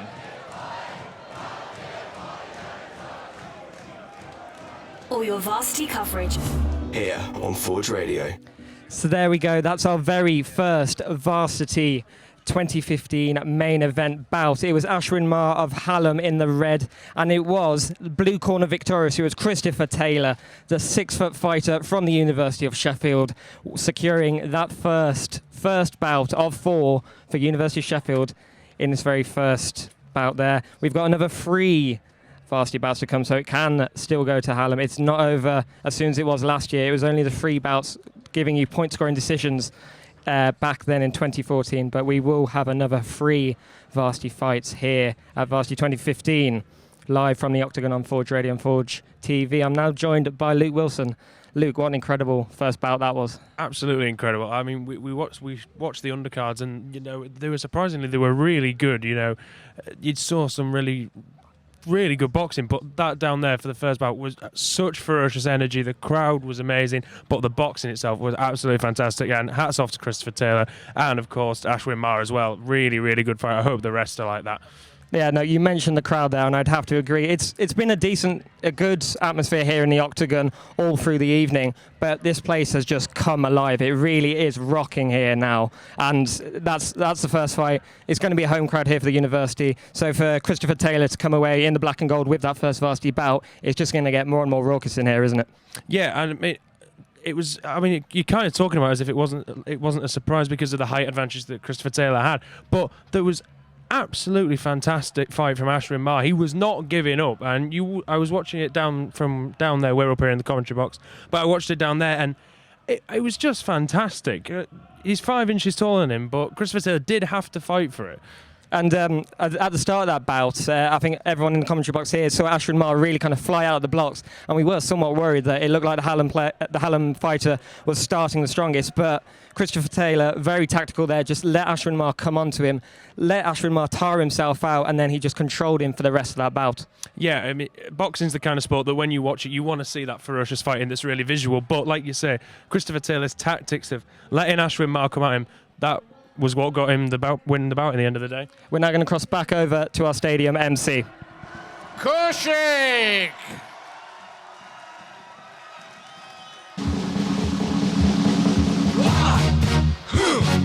Yeah! What is good? Absolutely! Yeah! What is good? Absolutely! Say again, y'all!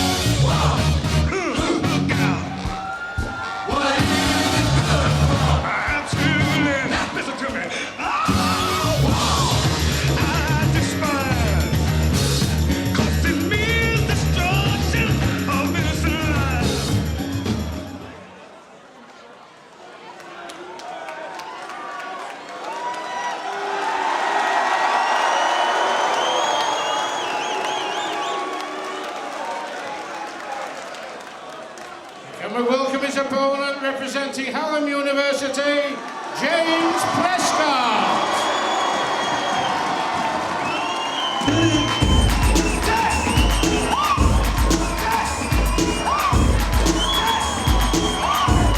So here we go then.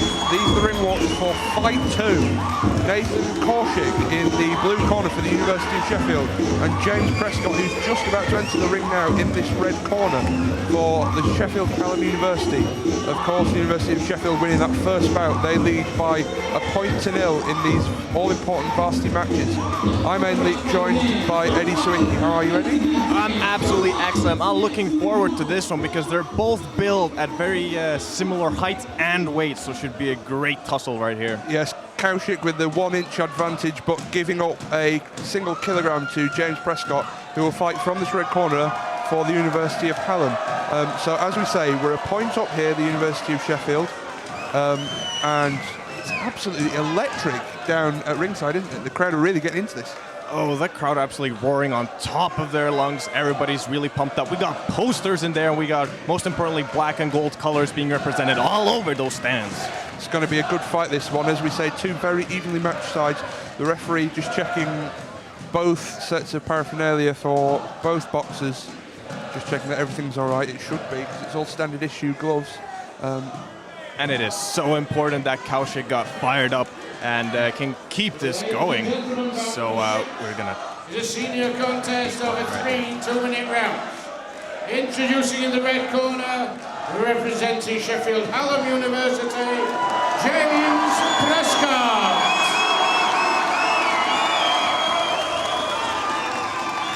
His opponent in the blue corner, representing the University of Sheffield, Nathan Kaushik.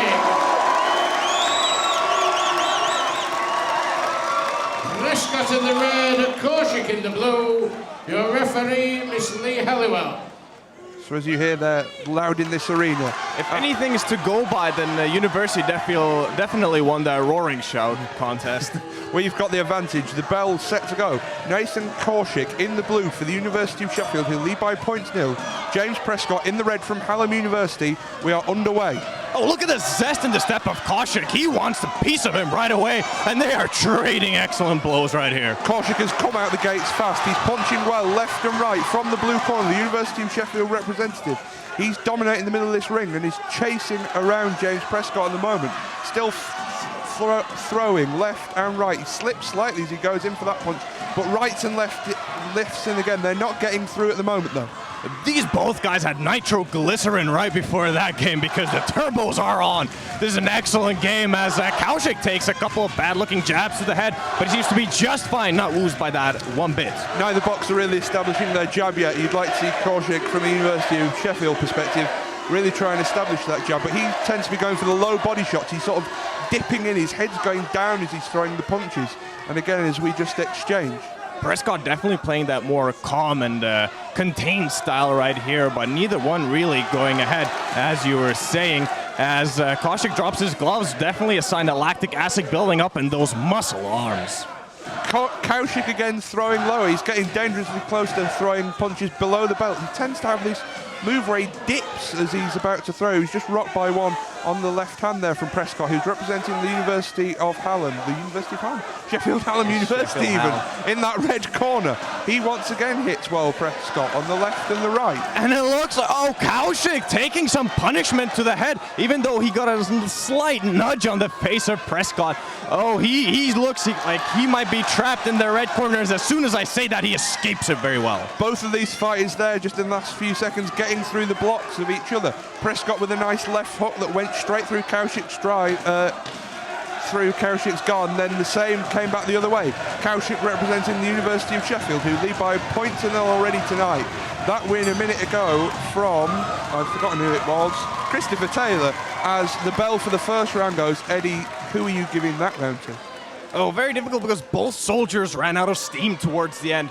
But unfortunately, if I had to give, and if I was one of the judges, looked like James Prescott played a more contained, more calmer and an excellent approach, not letting his guard down too often and getting a little bit of a face wash there when he could on Kaushik. It depends, once again, as we said earlier, it depends what the judges like to see. Do the judges like to see quality of punches and that good block being established, or do they like to see the quantity of punches and some getting through and not hitting, and some getting through and hitting, but with no regularity and with no real skill? The crowd once again really getting into this. The University of Sheffield fans are those that you can hear in the background.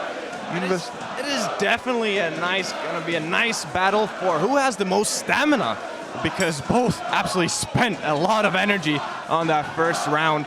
And we're going to be getting off route to round 2 right here. We are underway again. The University of Sheffield represented by Nathan Kaushik in that blue corner, who lead by 0.0 from that earlier fight which Christopher Taylor won.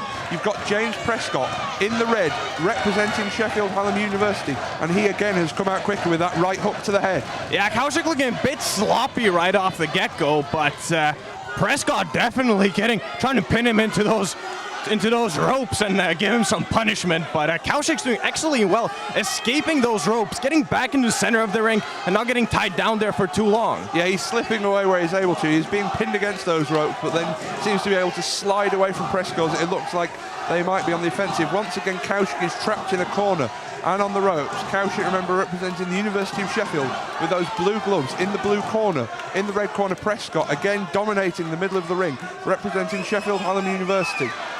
Oh, a nice hook there by Kaushik, getting some punishment to the left side of Prescott. You just feel that Kaushik probably, like you said, lost that first round and has not started the best in the second round. So he really needs to start throwing, and he has again. That left jab has connected with the head of Prescott. Yeah, just squeaked through there between those two guards and right into the face. That button got pressed. I like what I've seen from Kaushik in the second round as well. He hasn't been dipping too far like we said in that first round. He had a tendency to fly down to his punches. He hasn't really done this time. But again, trapped in that corner by Prescott from Sheffield Hallam University. But Kaushik coming out flying with that left hook to the head. If anyone is looking very predator-like, that would be Prescott. But Kaushik is trying to find the seam. He's constantly looking. As soon as Prescott lowers those arms, he's going to go in and dish out some cold stuff into the face. Last 15 seconds of this second round then. Kaushik in blue from the University of Sheffield, again the aggressor. Prescott is still dominating that middle of the ring, representing Hallam University, and there is the bell. 2 rounds gone, and probably, you'd have to say, a second round for Prescott.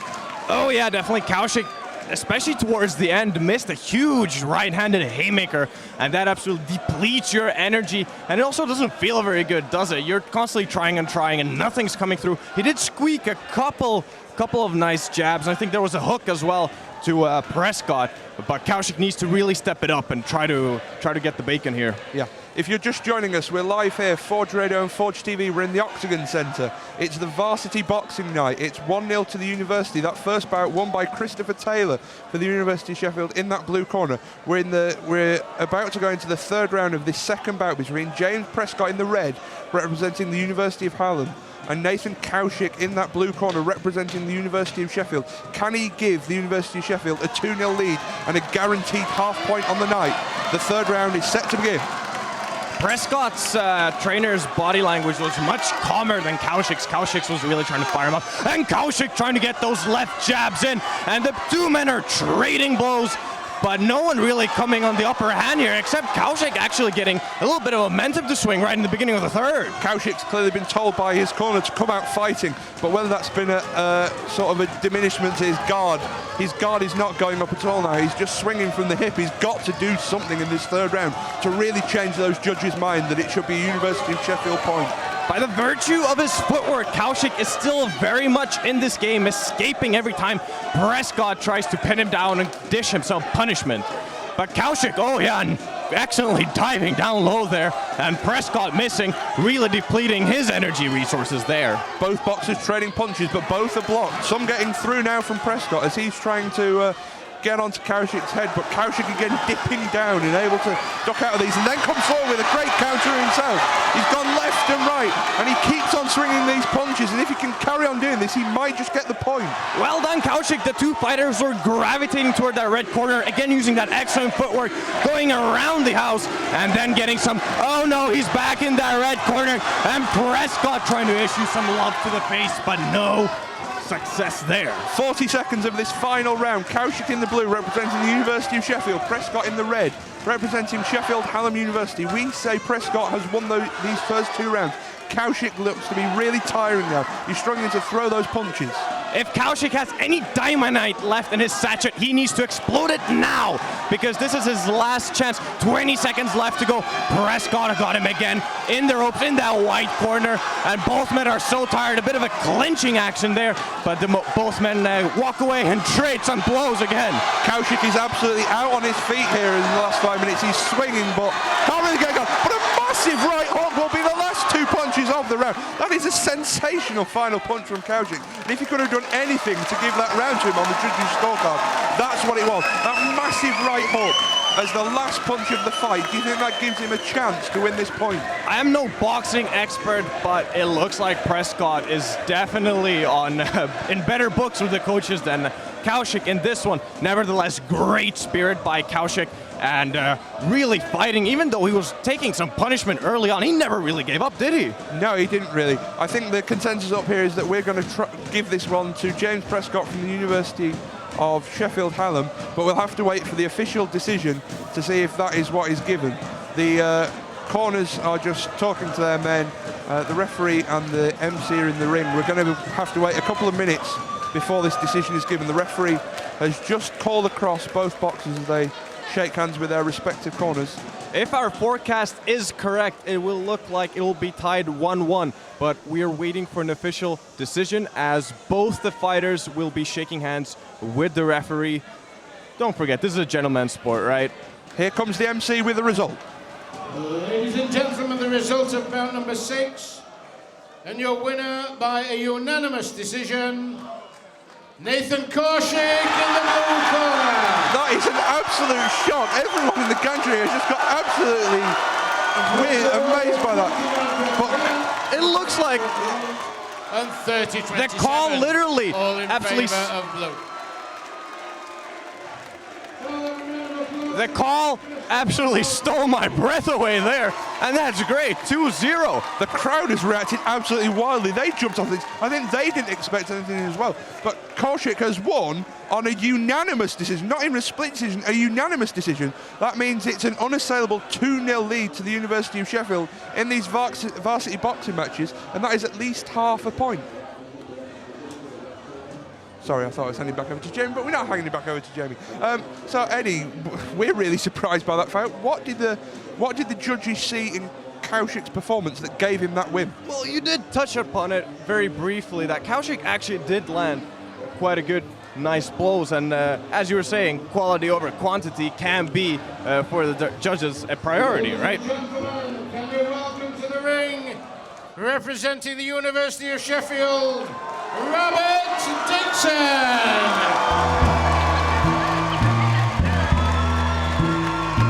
Can't hide from the man with the master plan. Look for your head, how I can just kill a man. They yo, where you at, baby? Keep your head low down. Got you on the camp corner in the black mini van. You cross line, time for the light to blind. You can run, but I never be far behind. You never know when it's gonna come paranoid. Cause the mentality is seek and destroy.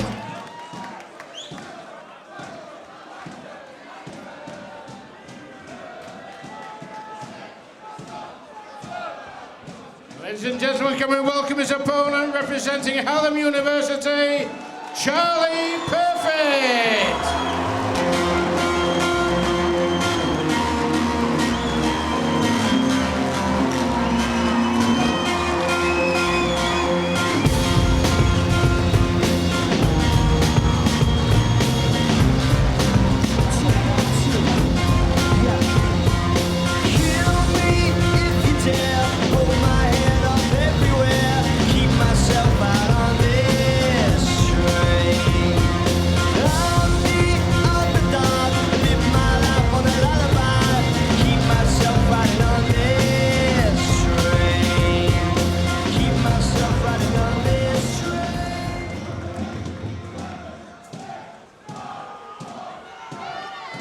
Here we are in the third round and the third bout. It's incredible stuff. We're all still recoiling from the result of the second match. What do you think?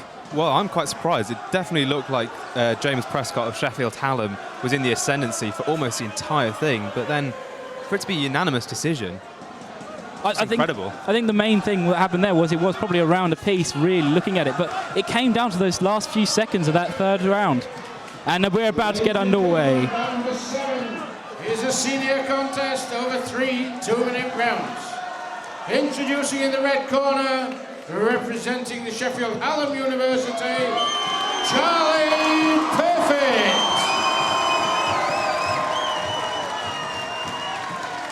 His opponent in the blue corner, representing the University of Sheffield, Robert Dixon. Perfect in the red, Dixon in the blue. Your referee, Mr. Nigel Halliwell. And so the third bout about to get underway. And if you missed that, that is Charlie Perfect in the red for University of Sheffield Hallam, and Robert Dixon in blue for the University of Sheffield. We were just saying about that last round and how shocking it came down to the last few moments of that third round, and so we could see the exact same thing here. It's a crunching connection at the end of that last one, and I think that's probably what won it for him. Yeah, I was saying before the match that I do see this lineup as being a bit of the Manny Pacquiao and Floyd Mayweather of the result, and it has turned out to be that, because it will be this match which will decide whether we continue to be looking to who's going to win it. And already it's absolute lightning. There's incredible exchange of blows there from Robert Dixon, and then incredible exchange from Charlie Perfect. Four heavy connections from Charlie Perfect. Oh, it's not going well, and he's down. Oh my days, this is horrible stuff. It's the quickest result that we could have ever asked for. It is a complete knockout here with the red with Hallam, with Charlie Perfect. What an incredible! I'm shocked. That was not pleasant to watch.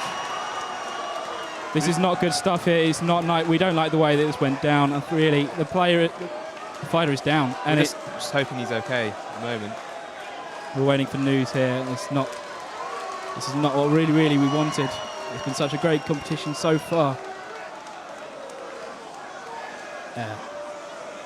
Well, as you could see, it was just lightning out the blocks from Charlie Perfect, Sheffield Hallam in the red there, and he got a good 4 or 5 blows straight to the head of Robert Dixon in the blue, and then a heavy right hook and just dropped him.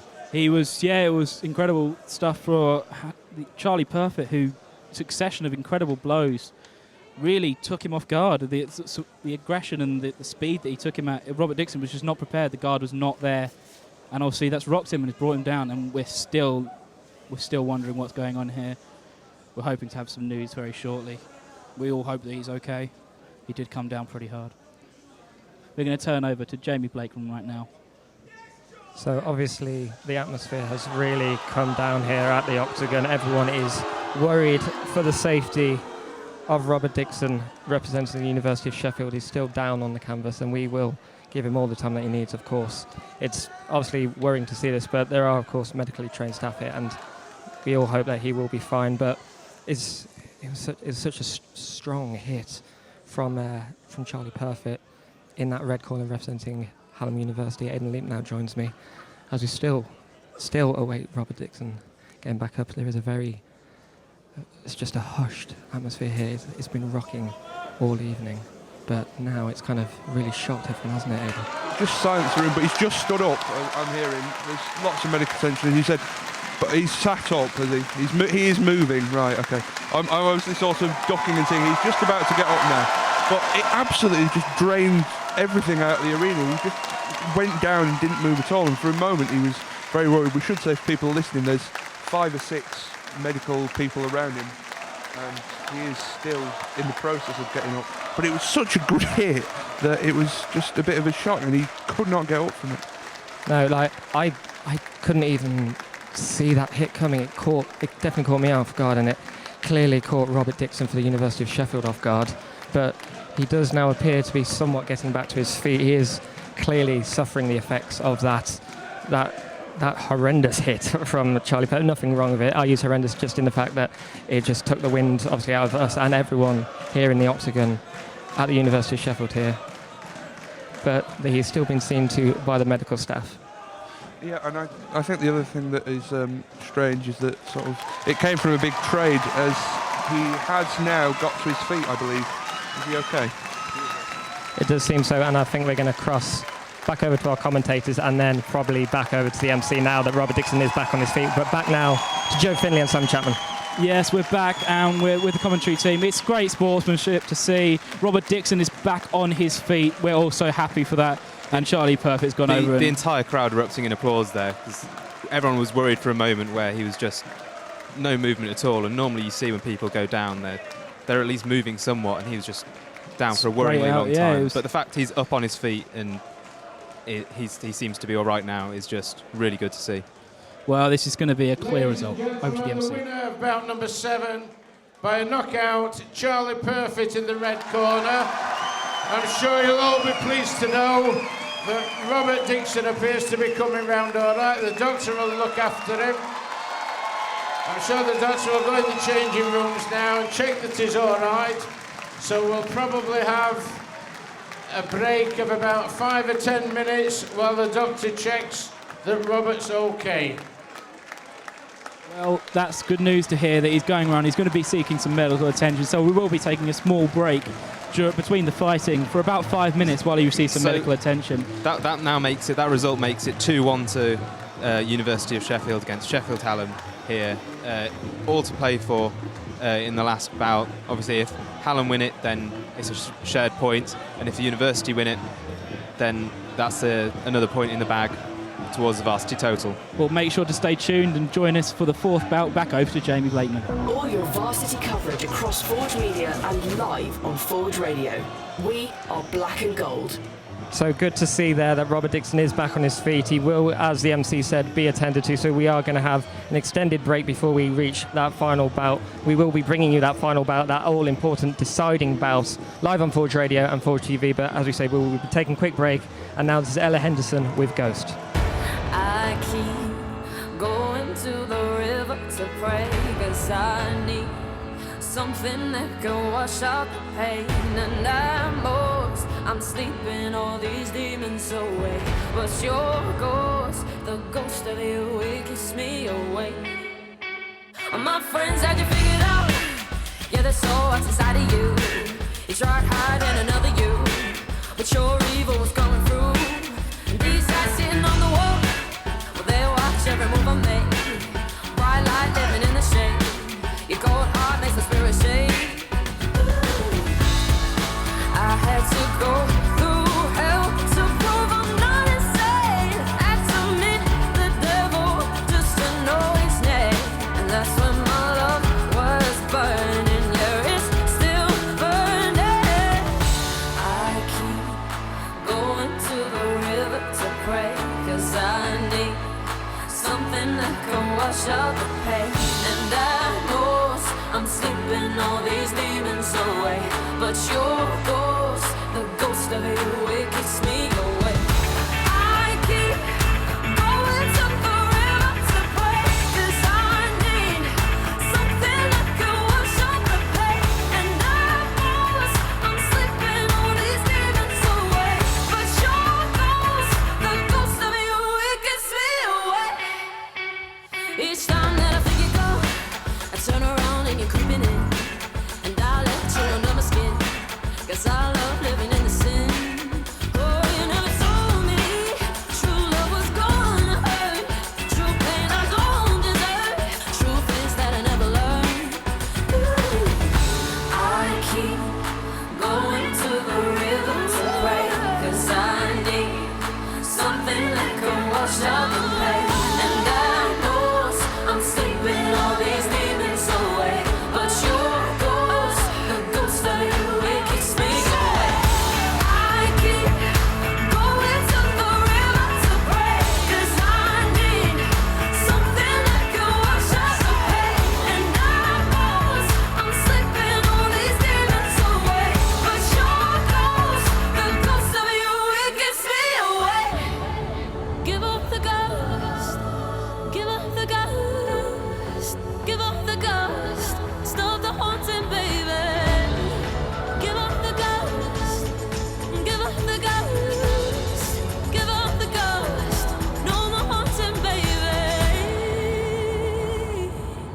I keep going to the river. I keep going to the river to pray, 'cause I need something that can wash out the pain. And I know I'm sleeping all these demons away, but your ghost, the ghost of you, it gets me away.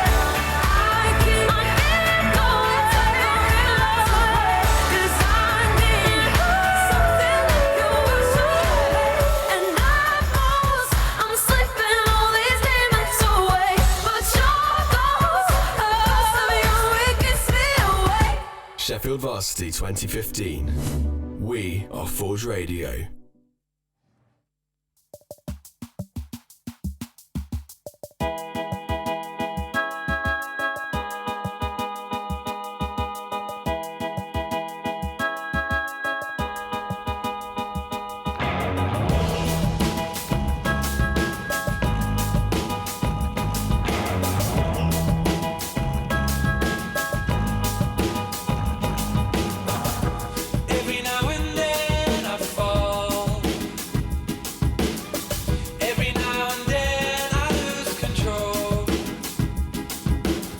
That in your eyes I see your thoughts surrounding me, and I've a little bit of thought for you.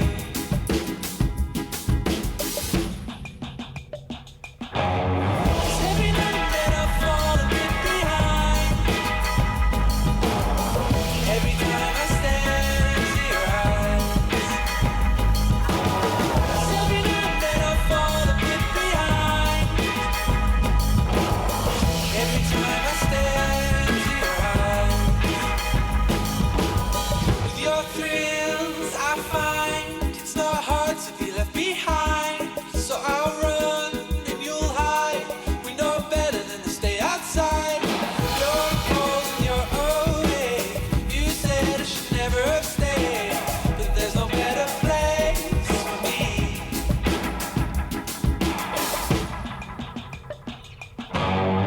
Every now and then I fall a bit behind. Every time I stare into your eyes. Every now and then I fall a bit behind. Follow me into the jungle. Ain't no God on my streets in the heart of the jungle. Follow me into the jungle. Ain't no God on these streets in the heart of the jungle. Won't you follow me?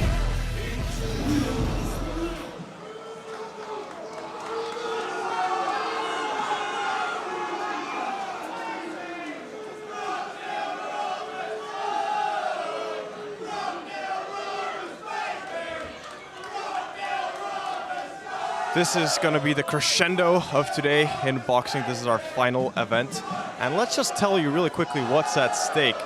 It is, well, University of Sheffield definitely going to get a half a point because the score is 2-1 currently.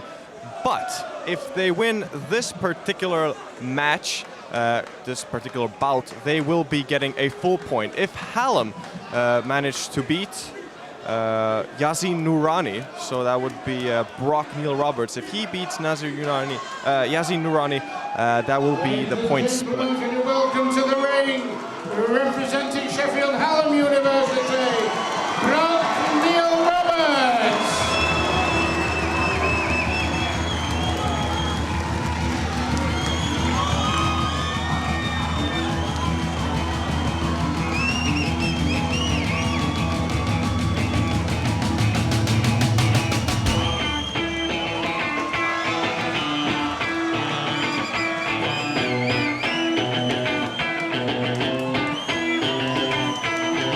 Can't stop addicted to the shindig. Chop top, it says I'm gonna win big. Choose not to like the invitation. Just get close into the reservation. Deep from the pistol that you play for. This pumping feeling that you stay for. In time, I want to be your best friend. Eastside love is living on the west end. Knocked out before you better come to. Don't die, you know the truth is some do. Go write your message on the pavement. Feel so bad, I wonder what the wave meant. White heat is screaming in the jungle. Complete the motion if you stop. Has entered the ring, and this final bout, the one for the final points to decide who takes them home, is about to start. I have to say I loved Brock Neil Roberts' choice of song to come in there. Red Hot Chili Peppers, Can't Stop. Big fan. That was Jake Hardman. I'm Eddie Suicki. We are here at the Octagon Center. You're listening to Forge Radio Sport. Let's talk about, really quickly, Brock Neil Roberts. He looks like a beast. He does look like a beast, and we know he's had 2 previous fights, so he's an experienced fighter. 3 2-minute rounds. Introducing in the red corner, representing the Sheffield Hallam University, Brock Neil Roberts. His opponent in the blue corner, representing the University of Sheffield, Yazin Nourani. Neil Roberts in the red, Nourani in the blue. Your referee, Mr. Nigel Halliwell. I get the both of our boxers to touch gloves really quickly. Nourani let's go, right? He's got to win this, and Sheffield, the University, secured the full point. Yeah, the stakes are on his shoulders, and he looks in the zone. He looks ready for it. And despite Brock Neal-Roberts' previous experience, he'll be hoping that the unknown can come out on top. Both men on their toes, just waiting like caged lions, ready to attack, and here they skirmish right in the center of the ring. And Nurani trying to feel him out very early. Nurani out of the blocks really quick there, and pushing him straight back onto the ropes. Oh yeah, Brock the Rock trying to go for a jab there, but he misses the head. Nurani, he's looking very slippery just right off the get-go. Brock Neal-Roberts taking a step back here to try and give himself some space and some defense, but he's already looking red in the face. Looks like Nurani's really taken a foothold in this game and got off to a flying start here. Yeah, it looks like Brock the Rock is going to need a bit more than makeup to cover up those cuts that Nurani has been issuing right from the beginning. Despite stepping back a lot, by that last punch, he just landed a really good one on Nurani there. Not really many hard punches have been landed by Brock Neal-Roberts so far, and many of the important blows have come from Nurani in the blue corner for New York. Yeah, well done, Nurani, setting the pace early. It's important to get that momentum going to round one. And Nurani definitely, although not so much aggression as before, right off the get-go, we had a great flurry of punches, but both the men seem to have calmed down a bit. Both seem a bit more conserved in their action now. Both similar stances, standing tall and stepping back, using their feet a lot to avoid punches rather than going on the front foot.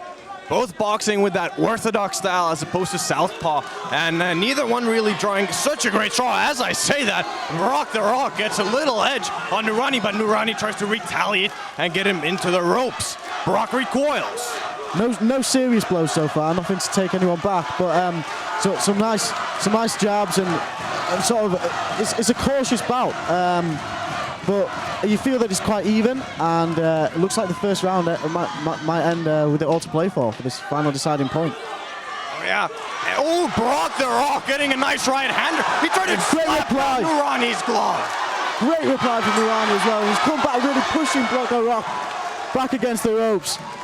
Now, it looks like ending the round really well there.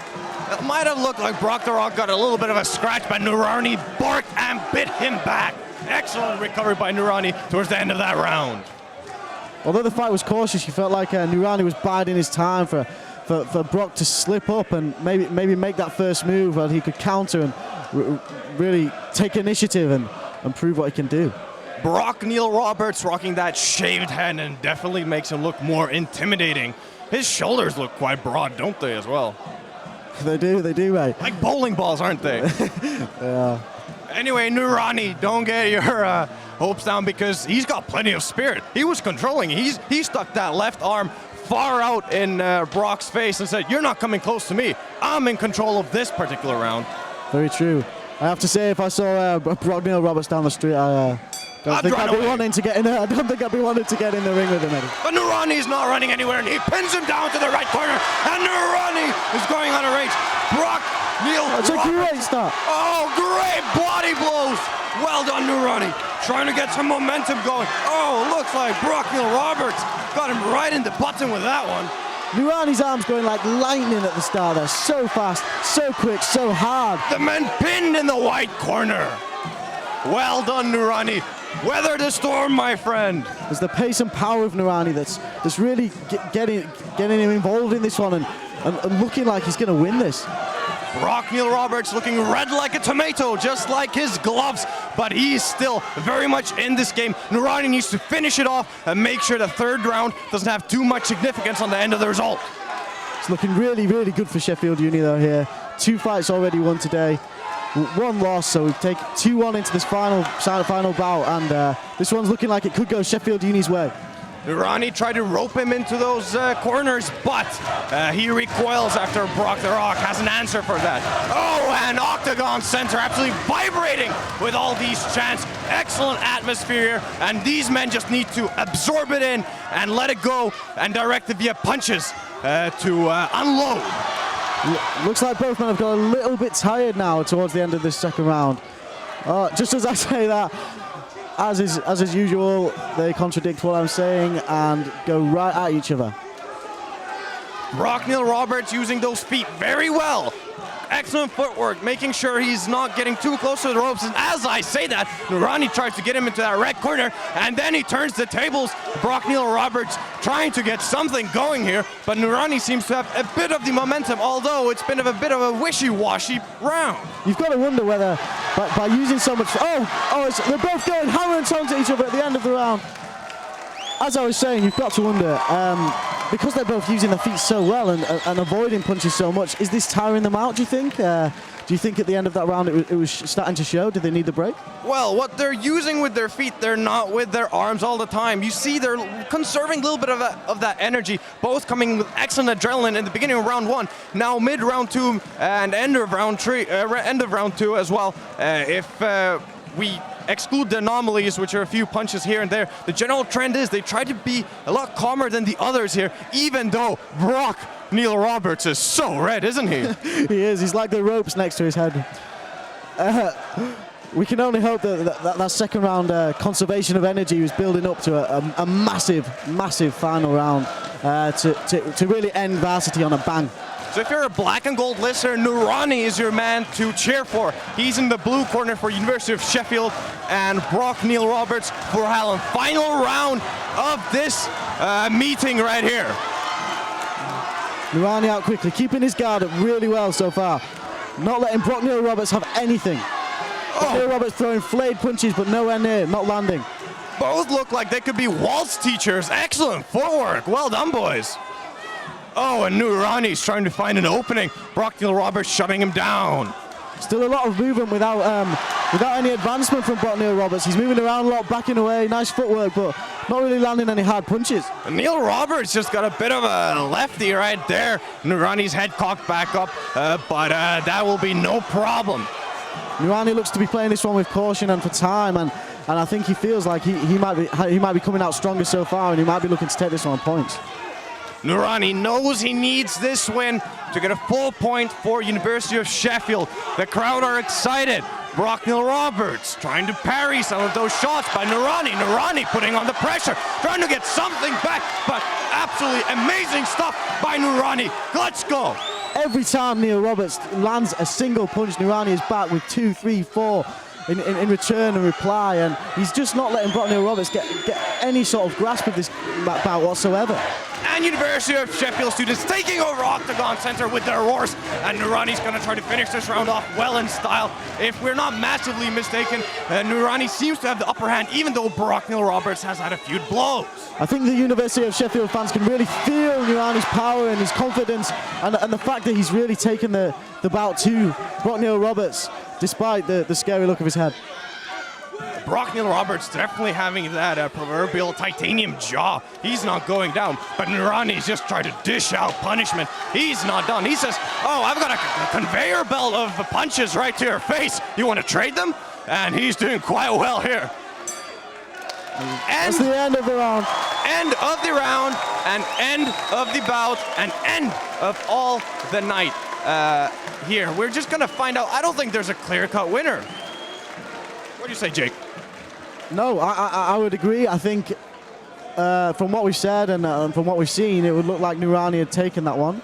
But, you know, we've seen already tonight that our judgment isn't always spot on, and sometimes the judges may see things that we don't. So it's all in the balance. It's all hanging in the balance. And this final point, this deciding point, is about to be revealed to us. Come on, Unit. Yeah, it looks like our judgment is about as good as a mole in a candy shop. He doesn't know what candies are, right, guys? Anyway, we're going to be hearing the decision very soon. Let's go black and gold. Ladies and gentlemen, the result of bout number 8. Your winner by a unanimous decision, Nurani in the blue corner. The point. Well done, black and gold. University of Sheffield taking the full point out of this meetup, and that looks absolutely amazing. I wish I was down there with love them, Eddie. I really do. It looks absolutely electric in that arena down there. And Nurani really playing to the fans now. Both fists up. What a performance. What a performance from him and all the other fighters tonight. Sheffield take home the points again. If any of you at home have a healthy voice box, use it. Use it now, because Nurani definitely deserves your roar. And also for the boxer of the night.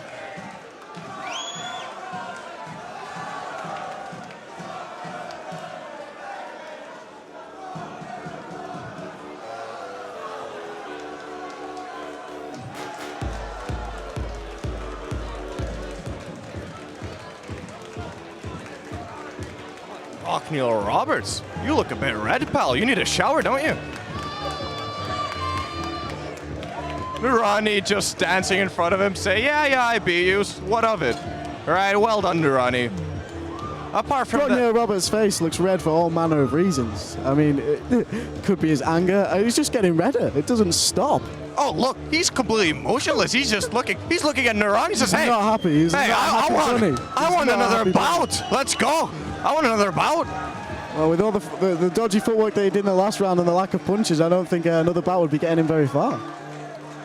Very true indeed. We have people populating their the stage right here, running out of real estate as we have many bodies right here on the canvas.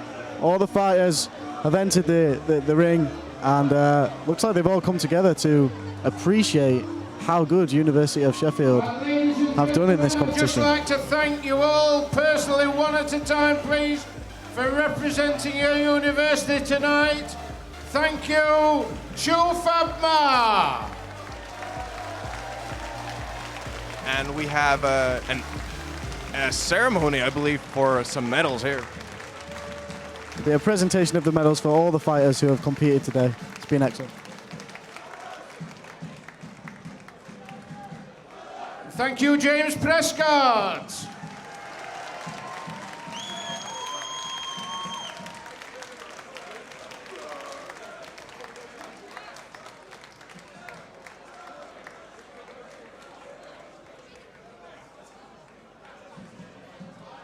that lightning, Brendan Warburton, isn't it? Thank you, Charlie Perfect. Charlie, well done.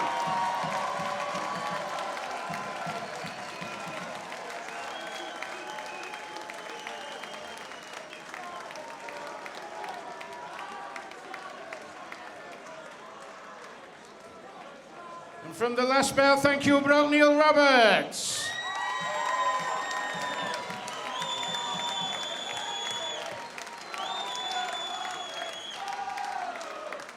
And if we'd also thank the unit team, Christopher Taylor.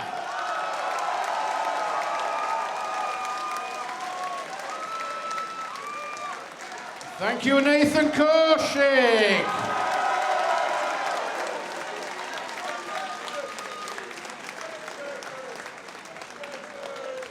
And Robert Dixon. Thank you, Robert.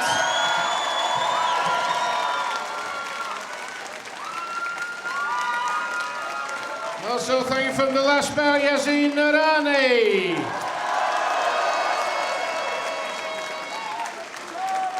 Thank you to all of you. It takes a lot of guts to get through the ropes into this ring, especially in front of all you. And thank you very much to the team from Sheffield City for training all these lads. A big thank you to all of you. It's a smashing night. Thank you, lads.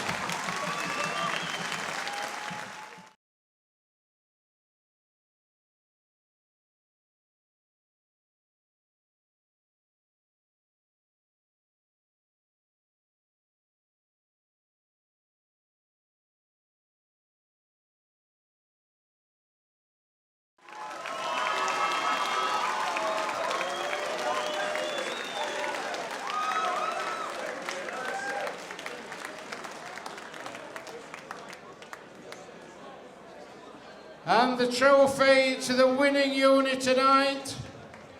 By 3-1, your winner, University of Sheffield.